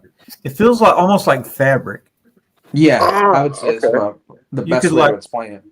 See, I don't know. The camera's probably not good because the front-facing camera on my laptop, but the texture on this is insane. You can see them little things sticking off of there. I wonder why they have to make it so much thicker though. Like I wonder if that's just like it's a material that can't be super thin. The scales that I had on the Knives by Unusual one, they were fairly thick pieces of Taro Tough. I don't know. You know, Those you know, the Benchmade with its what do you call that crap? That plastic. Oh, the FRN? polymer, Yeah. FRN. Anyways, FRN stuff. This is kind of like that. You could almost touch Oh, this. yeah. Oh, are they brittle? Like, so they would probably break easy, or You couldn't break. You could almost bend it in half, and it wouldn't Yeah. break. oh, okay. Yeah, when I looked it up to kind of learn a little more about it, people were saying that it's like almost like bouncy somehow. People were saying that you could like throw it on the floor and it would bounce. Oh, wow. It's also just in case if you're like get stuck in the woods, it's not toxic. So Bounce. you can So you also can eat eat it. it too, Mike. Take a chunk out and taste it. Let me know what it tastes like. You get hungry, eat your knife. Yeah, dude, it's non-toxic, so That's good. Hey, you got to do what you got to do to survive. You know what I mean? oh, I like to cosplay as a survivalist all the time. That's freaking hilarious. Hey, are we all done with the rapid fire questions? Was there anything else I missed? Oh, there's a couple more. Chris, you're up I'm up after the Budweiser. after the Budweiser. Oh yeah, are you an early bird or night owl? Fuck. Probably early bird now. I used to be more of a night owl, but now I'm up at like 4:30, 5 a.m. sometimes. That's Yeah. early. Dude. Same, dude. Why That's are what you I'm up about. so early? Why? To go to the gym.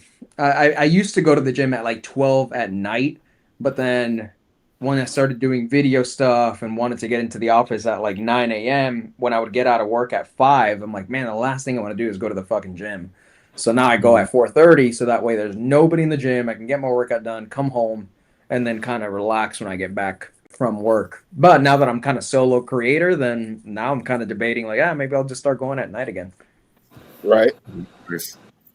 Yeah, I need to put the booze down and hit the gym again. Bro, man, I used to do competitive You get girls, bodybuilding and powerlifting, and as soon as I started video editing and getting into all this stuff, I stopped that. Like I was doing that back when I was working retail and had a 9-to-5 job and no girlfriend, 1 dog. Now I got a wife, 2 dogs, a cat, a fucking snake. Yeah. I got the whole zoo now. Oh, you got a snake too? Yeah, dude, I got a boa, a little not a boa, ball python. You'll I'm not never big catch into me in your house, reptiles, bro. man. I'm not You'll big into never- reptiles. Oh, Oh, dude, I fucking love me my snake, man. dude, I I'm got that fucking snake on terrified of accident. snakes, dude. I'm fucking terrified of snakes. I'll have a fucking Well- heart attack in your house, bro. Listen, dude, I won't take her out, bro. You guys are more than welcome to crash here any day of the week, man. She'll just stay in her little enclosure. She's got her little hides. She just hides in there. She won't come out. Oh my god, dude! I'll be like sitting there like she's coming after me. She knows where I'm at. You like walk into the cage and like, oh shit. The snake is just sitting there. You hear a grown man scream like a fucking girl, bro. Like, Hey, so you gotta feed it like mice and stuff, Yeah. like that one movie. What was it, Road Trip or something? oh yeah, dude. I feed it frozen mice. Yep. Oh, man, I can't do it.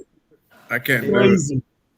Yeah, dude, NFL or soccer? I'm gonna go NFL. I don't really keep up with soccer all that much. I do when it's World Cup time, but other than that, I don't keep up with soccer. Okay. Oh, I thought with your Venezuelan and Italian. No, Soccer. dude, I ended up playing football in high school, which is why I think I like always just kind of stuck to to football. Soccer I'll watch, but like even in the World Cup, man, like Venezuela usually gets knocked out at the very beginning anyways. Italy makes it almost there and then they get knocked out. So I'm like, fuck it. There's no point in watching. Yeah, I used to watch the World Cup a lot.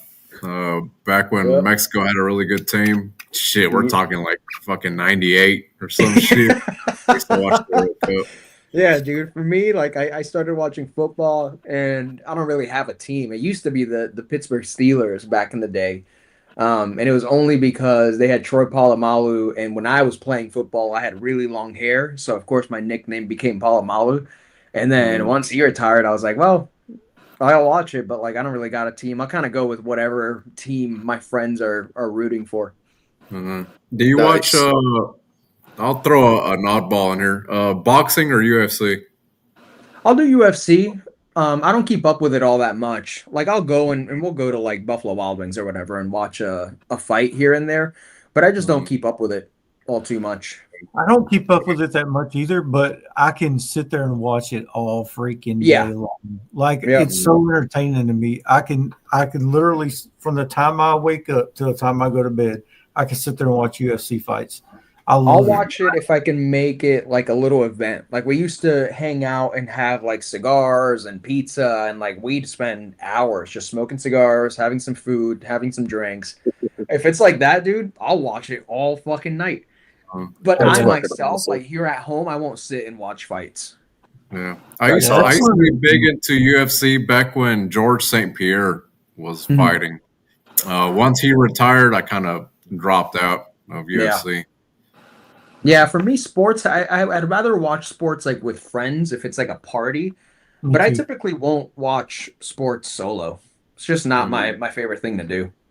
I'm with you. I'll watch it with like friends and shit like that, but I'm not like gonna sit there and watch it by myself. Yeah, I won't actively seek it out. Yeah. What's your worst pet peeve? Loud chewers or slow walkers? Bro, I'm both. I'm my own worst pet peeve, dude. I'm both. Right. My wife fucking hates walking with me because I walk and drive like there's no rush in the world. Like I'll be late to stuff and I'm just like, oh, that's okay, man. I'm not gonna speed. And when I chew, I apparently chew really loud. I don't notice it, but apparently I chew loud. Apparently, so it's your wife's pet peeve. That's my wife. My wife fucking hates everything. Man, if I'm gonna throw a different pet peeve out there since both of those I don't really have a problem with. I love them. Sure.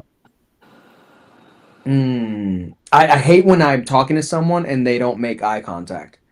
That bothers the hell out of me. And I know that you never have to worry about me, dude. Pay attention to your lips. Dude, I'd hate that, Chris. I fucking hate that. For me, like, I don't mind. Like, I've spoken to people before who kind of, like, look around every now and again. But I've spoken to people who talk and, like, look next to me. And I'm just like, what the fuck are you looking at, dude? Yeah. Or, like, the phone the whole time. And I'm just like, are you even actually, like, listening to what I'm saying? So that's probably my worst pet peeve is just, like, some eye contact. Even if it's, like, every couple words, just look me in the eyes every now and again. That's cool. But don't, like, look this way or, like, fucking everywhere. Dude, I hate when I go in a public restroom and somebody's in the stall talking on the phone. Like, really loud. Yes. Like, yeah, I'll be there in a minute. Hell, on a business call. That's a good one. I'm in my office. Yeah. All right, so that leads me up to my next question. People who clap when the plane lands or people on the phone in the bathroom stall? I didn't even look at it, I swear. For me, I'll say the talking in the bathroom just because I'm such a dumbass. Like, I'll join in. I'll start clapping too. I'm that guy. I'll purposefully do stuff just to piss other people off. And I'm that guy that when they're talking on the phone, I'll answer them when the fucking stall over. Hello? Yeah, man. Yeah, hey, what's going on? Oh, You're having a business call? Oh, okay. I'm just working on my own shit over here. All right. Yeah. People that don't accelerate when I hate that. Yes. Yeah, especially as a truck driver, man. Oh, When you I see bet, that car dude. and they see you coming on a big 18-wheeler, and they just slowly creep in instead of accelerating to get up to speed. I hate that. Funny story about that though. One of my first ever speeding tickets was getting up to speed on an on-ramp in Georgia. Really? Oh, Which Georgia's makes the no worst, sense to man. me. Atlanta traffic, I hate it, dude.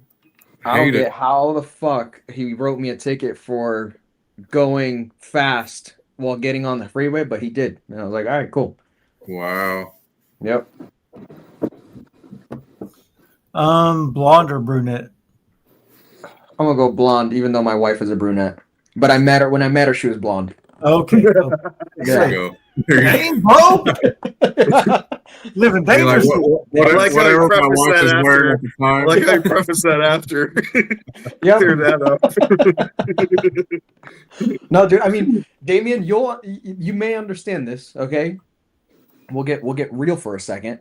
As Spanish men, okay, when I first got here, I fell in love with like a blonde with blue eyes. Like that was like my fucking type. As where my dad, funny enough, he always wanted like brunette, like Spanish. Like growing up, I didn't really date that many Spanish girls. Like I really just wanted to date like white girl with blonde hair and blue eyes. My wife is when I met her, she was white, blonde hair with brown eyes. But I don't know. I don't know if it's like a Spanish thing. I don't know if you felt the same way, but My wife's like blonde with blue eyes, dude. You like Asian.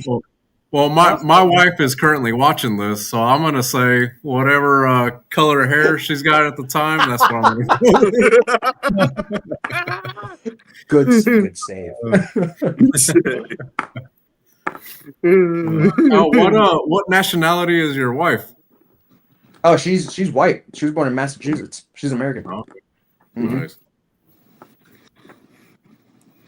Damien, it's your question. Star Trek or Star Wars?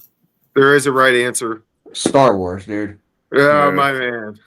If you said Yeah, Star Star Wars. Trek, I was like, that's I it. never got into Star Trek. Yeah. That's it. I was like, if he says fucking Star Trek, this is it. That's it.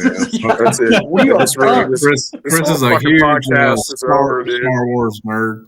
Yep. Yeah. But hell, I'm a we're huge all Star Wars nerd. nerds. So I got to throw in another question. What's your favorite Ninja Turtle? I'm gonna go Michelangelo. But Thank only you. because Thank you. only because of his name. All right. Yeah. Well, and also growing up, my parents dressed me up as Michelangelo for Halloween. Really? Yeah. That's funny. Yeah, we're That's all cool. Ninja Turtle fans, dude. All Oh, Ninja yeah. Turtle fans. I We're all love big it. nerds too. If you look in Damien's freaking garage, he's got nothing but Batman stuff in his garage. Hey, Oh, dude. well, Batman or Superman? Oh shit, man.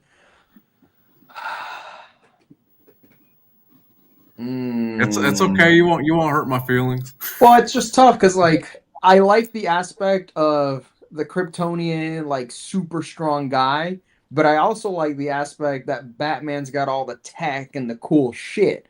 I'm gonna go Batman only because I've always enjoyed the Batman movies over Superman movies. The Superman movies have always kind of let me down. Henry Cavill was a pretty good Superman. The fucking new guy they put in that James Gunn movie was kind of a letdown. So I'm gonna go Batman. They've had consistently the best Batman casting for years. Yeah. Okay. And yeah, oddly enough, Mike's looking at you. Mike's staring you down right Sorry, now. Mike. He's Superman. He's Superman all the way. Ben Affleck was a really great Batman, dude. Dude, Yeah, I used Mike. to like Batman. I used to like Batman until I watched Batman versus Superman. And then Batman killed Superman.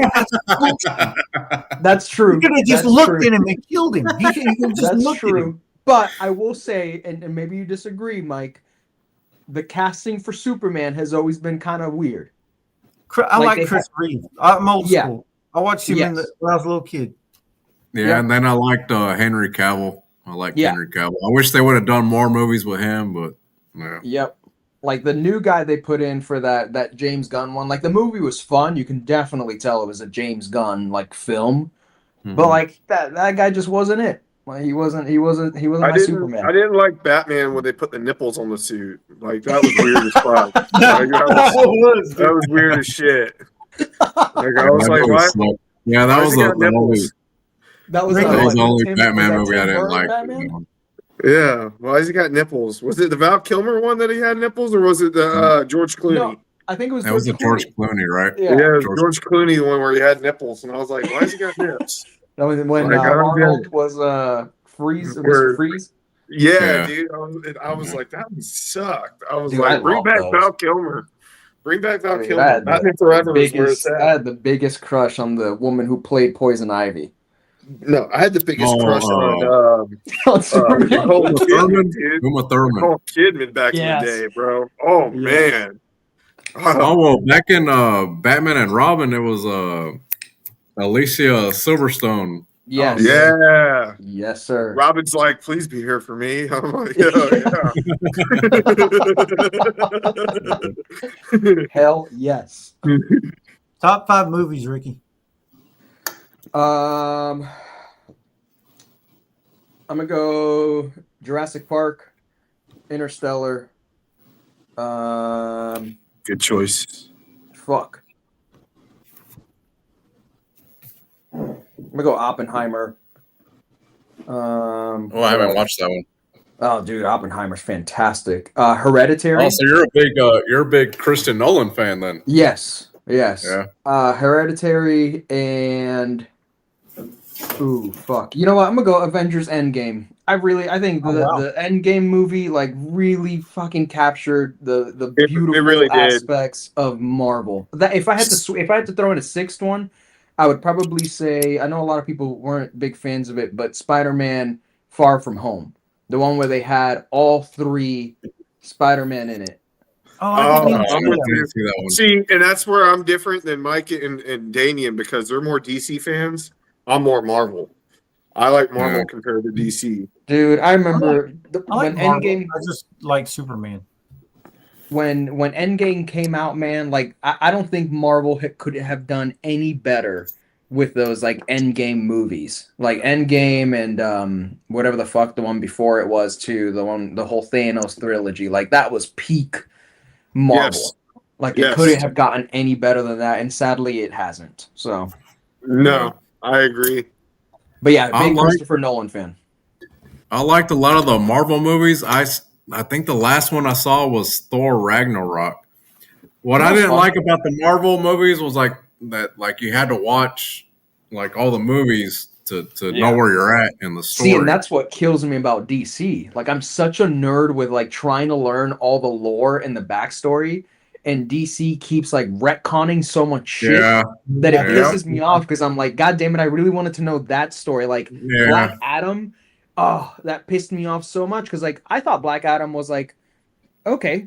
Like, I thought Black Adam was all right. But then they showed up Henry Cavill and, like, for what? Nothing. Because nothing's ever going to come of that. It's just going to be done. That pisses me off, too. How DC or the whole thing with Flash showing up and, like, trying to tell Bruce this whole thing. Like, okay, cool. We're never going to learn about what the fuck that was about. Yeah, I'm with you, man. Yeah, that pisses me off, too. There's no... they don't have like a set structure to their movies. They're just all over the place. Yep. And I mean, Marvel's falling into that shit now too, though. Like Marvel has done so many things and all those plot lines are falling completely short. And that's what makes the movies suck. That's why everything before Endgame was great because it all made sense. It was all cohesive. Yep. Yeah. So let's talk about Tiger King while we're on here. Yeah. Let's talk about Tiger King, dude. Fucking Tiger King. What a time. So how did you get involved with Tiger King show? All right, so I was working with Kai Green at the time, who's a really bodybuilder.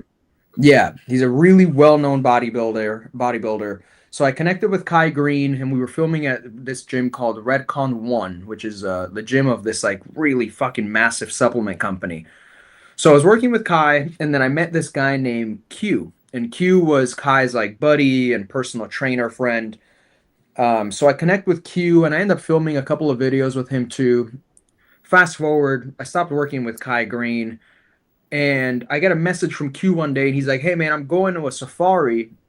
Do you think I could pay you to film a couple videos with us? I'm going with my buddy Braun." And I was like, "Yeah, sure, man."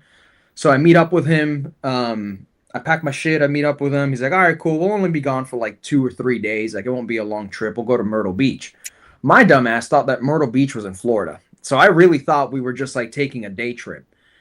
So I show up to his house and I meet Braun. And then I find out that this guy's Braun Strowman, like a WWE superstar, which I had stopped watching WWE, so I didn't know who he was, but apparently he was a big fucking deal. So I'm like, all right, cool. This will be super fun. So we're driving, and as we're driving, we're like leaving Florida. And I'm like, all right, where the fuck are we going? So at some point, I'm like, Q, where the fuck are we going? I thought we were going to like a safari. And he's like, yeah, man, we are. We're going to Doc Annal's safari in Myrtle Beach in South Carolina. I was like, oh, okay, cool. So I look it up, and I'm like, oh, fuck. This is Doc Annal, like Tiger King Doc Annal. Like, I didn't know we were fucking going there. So we show up and like, sure enough, there's fucking Doc Annal and his elephant, like walking down the street. And we spend the weekend there. Like, we get to play with the baby tigers and get to do all this like exclusive shit that most people don't get to do because like we have a WWE superstar. So as I'm leaving, Doc goes, "Hey, if you ever want to come back to the safari, let me know. Like, bring your wife, bring your friends. Like, I'll trade you their admission essentially for a couple of videos." So fuck yeah, cool. So I end up taking my wife there for our second year anniversary. No, yeah, for our 1 year anniversary. I took her to the safari, and I just kind of started building a friendship with this guy. Like, I go, I film. We ended up having a great time. I ended up going like on Halloween. I ended up going up there like 5 or 6 times. And one of those trips, he's like, "Hey man, like, have you ever thought about working here? Like, would you want to work here?" And I was like, "Fuck yeah, dude. I want to play with tigers and monkeys all day. Like, hell yeah, I'll work here." So he's like, "All right, cool.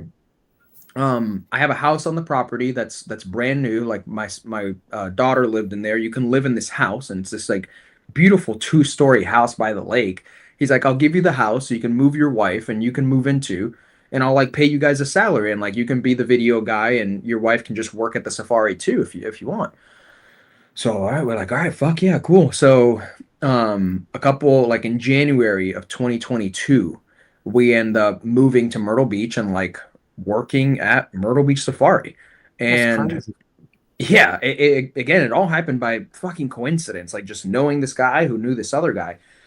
So anyways, I start working there and like we're filming videos. And then little by little, I went from like filming videos to like taking care of fucking animals, which was crazy. So I was like walking wolves and I was feeding lynx and lions and, filming these videos with tigers where I would get to just kind of play with baby tigers and film these, essentially what I do now in the knife world and tell these stories, but I was doing it just playing with fucking tigers. So for a long time, I was the one managing the social media. I was the one posting. I was making all the YouTube videos. And it was just like the craziest experience of my life. But with a lot of me getting to do all this cool stuff came a lot of different problems. Like, a lot of the ideas that we had planned on doing didn't work out because the whole thing with Carol Baskin was happening, so people couldn't touch tigers anymore. A lot of the YouTube stuff, we were getting a ton of slack and heat for it because like people assume what they saw in the documentary is all real, and some of it is real, but a lot of it isn't. Like, a lot of people were thinking that like, he's got these animals in cages and like he's treating them like shit and blah blah blah. Dude, this guy was spending $100,000 every month feeding these tigers because he wasn't feeding them the shit that Joe would get on the back of fucking trucks that had like spoiled meat. Doc Anna was feeding them Purdue like organic chicken, the shit that you and I pay $20 for at the grocery store. He was buying $100,000 of that stuff, and I know because I unloaded the fucking chicken at one point too, and feeding it to these tigers. Like, he would get whole chickens to feed the lions, and that's what I was doing. And So it was a really cool experience. And at the end of the day, it just didn't work out because some of the truer parts of the documentary were like the control aspect of it. Like I couldn't travel. That's the biggest reason why I didn't go to a Blade show until 2023, because like there's no traveling. Like even if my mom dies tomorrow, I couldn't go because if I leave, then no one's feeding the lions that I was taking care of, and nobody's feeding the wolves and all that stuff. Yeah, so I mean, it was a cool experience, but at the end of the day, like it was just a lot to deal with. Wow, dude. That's so when you were there, were they filming the show? No, no. I started working there a year after Tiger King was filmed, and for the Doc Antle story, they never showed up and filmed again because Doc didn't really end on a good note with them, because in the documentary they painted him to be this like fucking sociopath. So he didn't want anyone who was filming there, and that's why when you go to the safari to this day, you're not allowed to film to bring your phone and film. I do all the filming for people that pay to go to the safari. That's so interesting, dude. So what I guess, who all have you done videography for? Like Tiger King and Kai Green, and who else? Yeah, so outside of EDC, I worked with a music producer whose name is Adam Ivy. He had done work with people like Mod Sun and G-Eazy and like a couple other guys. So I filmed for Adam. I filmed for Kai, for Doc Antle. I filmed for a guy named Scott Herman. He was like the first YouTuber that I ever worked for. And his thing was he was one of the first like fitness YouTubers on YouTube. Okay. He was in the Real World. He's done a lot of cool shit. And that's kind of it for like outside of the EDC world. In the EDC realm, the guy who gave me my first shot was actually Joseph Vero. Joseph Vero was the first guy that hired me to do videos for him, followed very closely by Ben Peterson. Those were the two guys that first hired me to do any sort of video work in the EDC realm, which is pretty cool. So I fucking owe it to them that I'm kind of where I'm at now, because they definitely kind of opened up the floodgates. And it's because of them that then I started working with Taylor of Best Name EDC, because he had seen me do stuff with them and he needed a video guy. That's freaking cool, dude. Yeah, dude. That's so interesting to me, because I've always been like intrigued with like photography and videography and stuff like that. If I could go back in time, I would have started that like right out of high school or in high school, doing like videography and photography.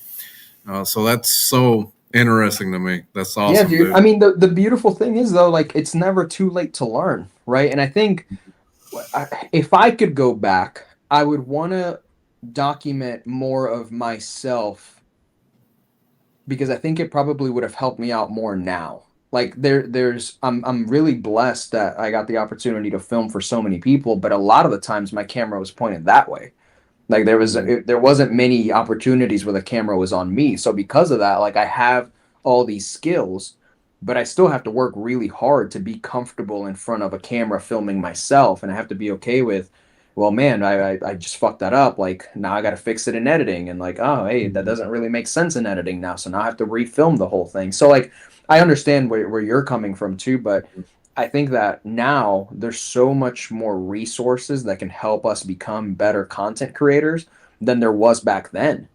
So in my opinion, you're better off kind of learning now than we were before. It was taking a lot more. And I say this because if you look real far back on my Instagram, all of the photos, even to this day, 99% of my EDC photos are all with natural light. The lights that I have on now are better for the camera when I'm doing video, but all of my EDC photography has no artificial light.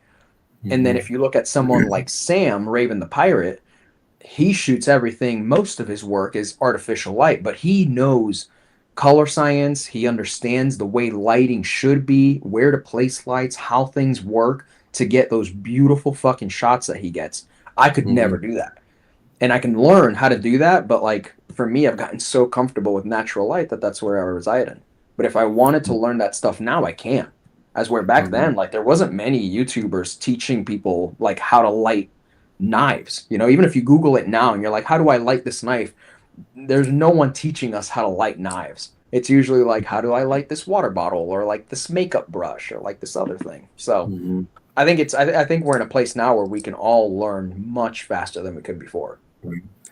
I got a question to go off of that. How do you feel about AI coming into essentially doing your job? Yeah. Like doing photography with AI and photo generated stuff. How do you feel about AI coming into the scene? I think I use AI. I use AI a lot when it comes to helping me organize my thoughts. I personally think we're still pretty far away from AI taking any jobs. Like, I think AI still relies very heavily on us giving it information. And I've tried my hand at like messing with photos with AI, and it fucking sucks. Like, AI is not taking a better photo than I am for a couple of years at the very least. But I use AI as a tool to help me get a little more organized. So a lot of the scripting that I do for my YouTube videos and my Reelementaries, I usually send it through AI, because what happens with me is that I get so caught up in so many different ideas, and I'm almost trying to say too much all the time, that if I were to make a video on the Lander 5, I just posted a video and the video is like 6 minutes long. If I were to talk about this knife without the help of a tool that can help me really narrow my thoughts, I'd talk about this shit for like 45 minutes. And no one's going to watch a video about me talking about this knife for 45 minutes. So I think AI is a useful tool. I don't think people should be ashamed to use it. I think where it goes wrong is when people try to use it to create work and then call it theirs. Like, I can't remember which brand did it, but there was a brand that used an AI photo and they got destroyed in the comments. And I think that the reason they got wrecked is because people see it as like fake, like you're faking it. So I don't think you should use it to fake your work. I think you should use it to enhance your work. So if you take a photo, what I've done many times is I'll take a photo and I'm like, fuck, there's something not right about this. I take my photo, I put it into AI, and I'm like, tell me what I'm missing here. And AI will tell me, well, you see, the problem is that you're lighting that knife from this side when you should really be lighting it from that side. I'm like, oh shit, okay, cool. I'll go ahead, bring my light over, snap the photo. All right, good. Yeah, awesome. That's it. But I'll never use AI to fake a photo that's not mine. And I'm not going to post it and be like, look at this photo I took, when it's not my work. Right. Nice. That's freaking cool, dude. Yeah. Are you guys using it for anything? Do you guys use ChatGPT or anything? We use ChatGPT. Yeah. Yeah. We use it. So yeah, this is a good. We use it sometimes. We use it for the notes, like to come up with questions. But we go over the questions that ChatGPT structured, and more often than not, we're deleting the question and coming up with something else. Yeah. You know what I mean? But we use it like a template, maybe like a template to structure the interview. But we go over it and fine tune it. You know what I mean? What Jay is saying there, a lot of people are using AI for thumbnails. That's where I think is a wrong way to go about using AI. Because the thing is, in my opinion, if I'm making a thumbnail for a video, the thumbnail that I'm trying to make is going to convey with the ideas and the things that I am saying in my videos. If I use an AI thumbnail, there's a disconnect there. It's not my work. It's not original. So you can't expect to click on a video with an AI thumbnail and then have the audience believe me that what I'm saying about this knife is actually my thoughts and it's factual. That's where I think a lot of people. It bothers me too when you read a thumbnail and you're like, oh, okay, I want to hear what they got to say about this, and they never even touch the subject of what the thumbnail said. You're like, you get done with the video and you're like, you freak, you made me click on this for nothing. Yeah, I was wigging out earlier because ChatGPT knew who I was. Yeah, he was reading off to me earlier before you got on, and he was reading everything. It knew who Grady's gear was and what I do and everything like that. How I started off in YouTube and what kind of videos I do, all that kind of shit. And I was like, what the fuck? How does it know all this shit about me? Yeah, I was like, and that's insane. why I think it's a good tool. It's helped me out a ton doing research for my storytelling videos, because the sad part is Bob Terzula was born before the internet. So Yeah. a lot of his life is not documented. There's not many photos of Bob Terzula's knives from the 80s and even the early 90s when the internet was around. Like a lot of these older makers, there's no real documentation of who they were. A perfect example is the Spyderco Senefonte. The guy who made that knife died like fucking decades ago. And I wanted to make a story on this knife because he's a knife maker and designer who contributed a lot to Spyderco's history. I couldn't find any of that. So I had to go to ChatGPT. I'm like, ChatGPT, help me find all the fucking information you can on the Xenophon 3. Cool. It gave me a whole list of information. I'm like, all right, cool. Let me go ahead and understand this and research this a little more in a way I can understand it and in a way that I can make a script. So I go ahead and I read a script or I write a script out and then I send it back to ChatGPT. I'm like, hey, can you help me fact check this? Make sure that I don't sound like an idiot. Help me clean it up. And then it helps me clean it up. So there's still very much my words, but I use AI as a tool to help me just really get to the point of what I'm trying to say. Because if I'm making a reel at 60 seconds and I'm over here fucking blabbering for 35 minutes, no one's going to stick around and watch that. Right. Yeah. So it's a tool at the end of the day. Yeah, People once abuse the tool, but it's a tool. Mike introduced us to it whenever we started doing the notes and stuff like that, made our lives a hell of a lot easier. And we were like, oh, wow, I didn't even know that thing existed like that. Like, I was like, where's this been all my life? 100%. This could be a perfect example too, right? Like if make us kind of use it at work, like to help us with, if we have to do evaluations or things like that, or we have to, give presentations, we, don't come up with every single word. We let ChatGPT do it and just kind of edit it to our own style, but use it as a layout or help us think of ideas. And like research is like that quick. You're like, oh, okay, I can look here. Boom, there it is. Yep. So for me, it's a tool that helps you if you're using it in the right ways. It's a tool that can help you be more efficient. Because in my opinion, the most valuable thing is your time. And if I would much rather go on ChatGPT and learn as much as I can about Bob Terzula in an hour than to spend 3 weeks trying to comb the internet for all this information. Oh, yeah. Well, so especially when we have guests that we don't like, we know stuff about them, but we need to go more in depth about them. We can go on ChatGPT and be like, give me all the information that you have on so-and-so. And it pulls up all this information, and then it gives us, okay, well, we can ask questions about this. We can ask questions about that. We could touch on 100%. This. Yeah. That's what was so cool about this interview with you. Yeah. That, we asked GPT to, like, we used the template. We went back and re-edited all the questions or whatever.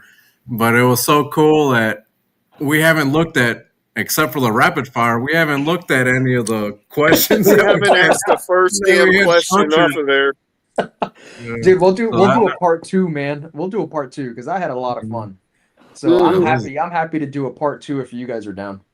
Oh, we're totally down. We're totally down. This is probably, I'm not gonna lie, this is probably the funnest live I've had. Yeah. Out of all of them, dude. Yeah. The funnest live I've had. Hell yeah, dude. And it was so off the fly and so like organic. So it was like us just hanging out in the garage, just shooting the shit. Like I said, we didn't even look at the questions. We were just talking. This is the first time we didn't have to look at the questions. It wasn't structured. We're just sitting there bullshitting and roll off the tongue, having a great time. And I haven't laughed this much in a live ever. So. Dude, that makes me happy.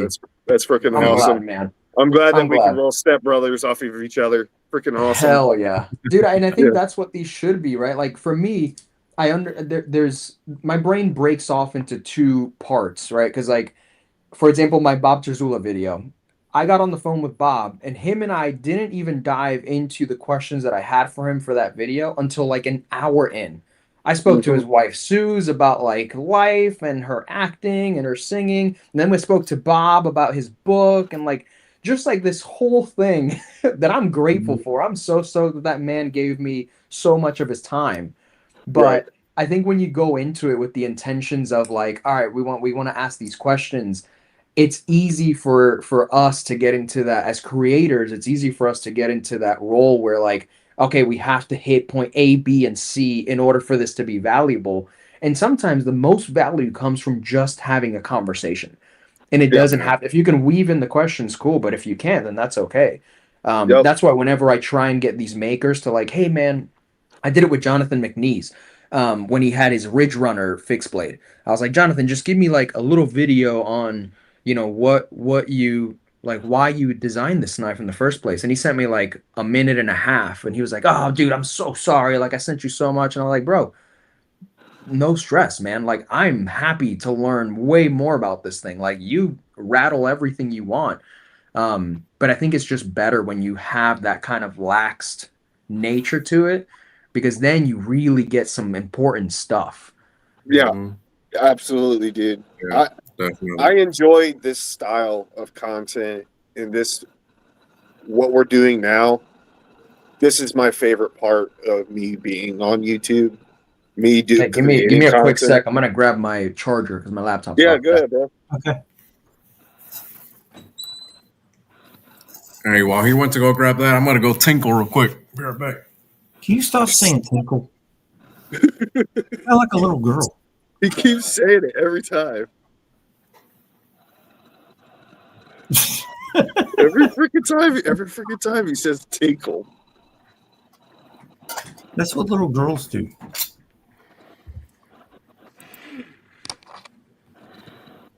Intermission.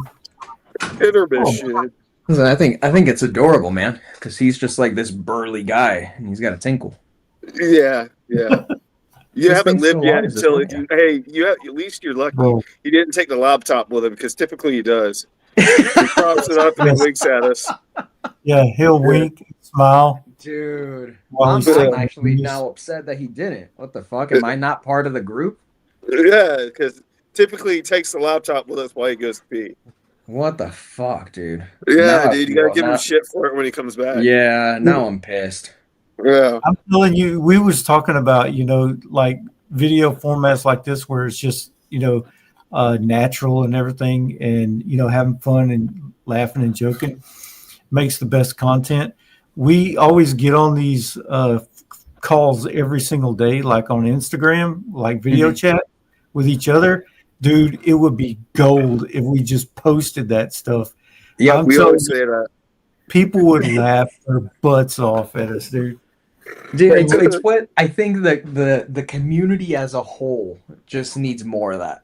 Like again, we talked about this last time too. Like the hobby can get so serious at times, and at the end of the day, like 90% of us are fucking goofballs. Like I don't know why some of us pretend that we're like fucking know-it-all, like big strong men. And I was like, dude, we're all dumb. Like we're collecting pocket knives, man. What the fuck are we talking about? That's what I'm saying. If you saw the video chats that we have, we're just dumbasses. Like, yeah, it's wow. Like, what? Who you calling a dumbass? All of us.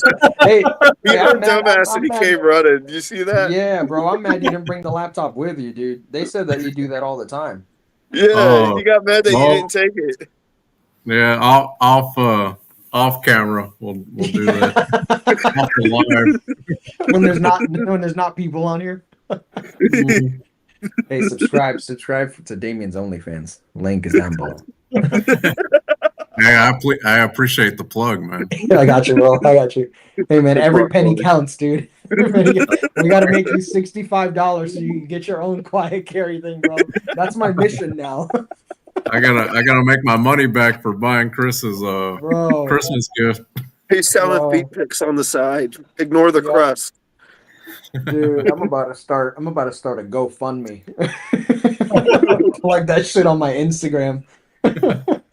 Oh man. Oh, that's freaking hilarious. But yeah, dude, this is my favorite part of content creating is these long form live streams. And I don't care if it takes us longer to get the subscribers or to get to where we want to be. Like what we were talking about the other day, there's two ways to go about it. You got the fast track, you got the slower route. I don't care if it takes us the slower route. Mhm. I'm having fun doing it this way. Yeah. I'm having a blast doing it this way. And if it means me having to take a little bit longer to get there, I'm perfectly fine with that. You know what's funny with this whole thing too. So Lexi and I were watching we were watching a YouTube video before I hopped on, and it was of this girl talking about how Mr. Beast has ruined YouTube, right? And like the whole thought process is that the whole explanation of her video, she was talking about how she misses how old YouTube used to be, where people would just post whatever they want all the time, and like nobody cared about views and thumbnails were real. And I was talking to No ads. yeah, and I was talking to Lexi about it though, because what I think is funny, I've been rereading the book called The Subtle Art of Not Giving a Fuck by Mark Manson. Really fucking good book. The guy explains things really well.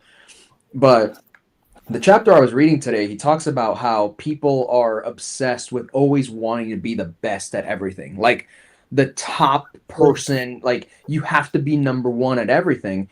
And we've gotten to this place where we fear like mediocrity. Like we fear just being average.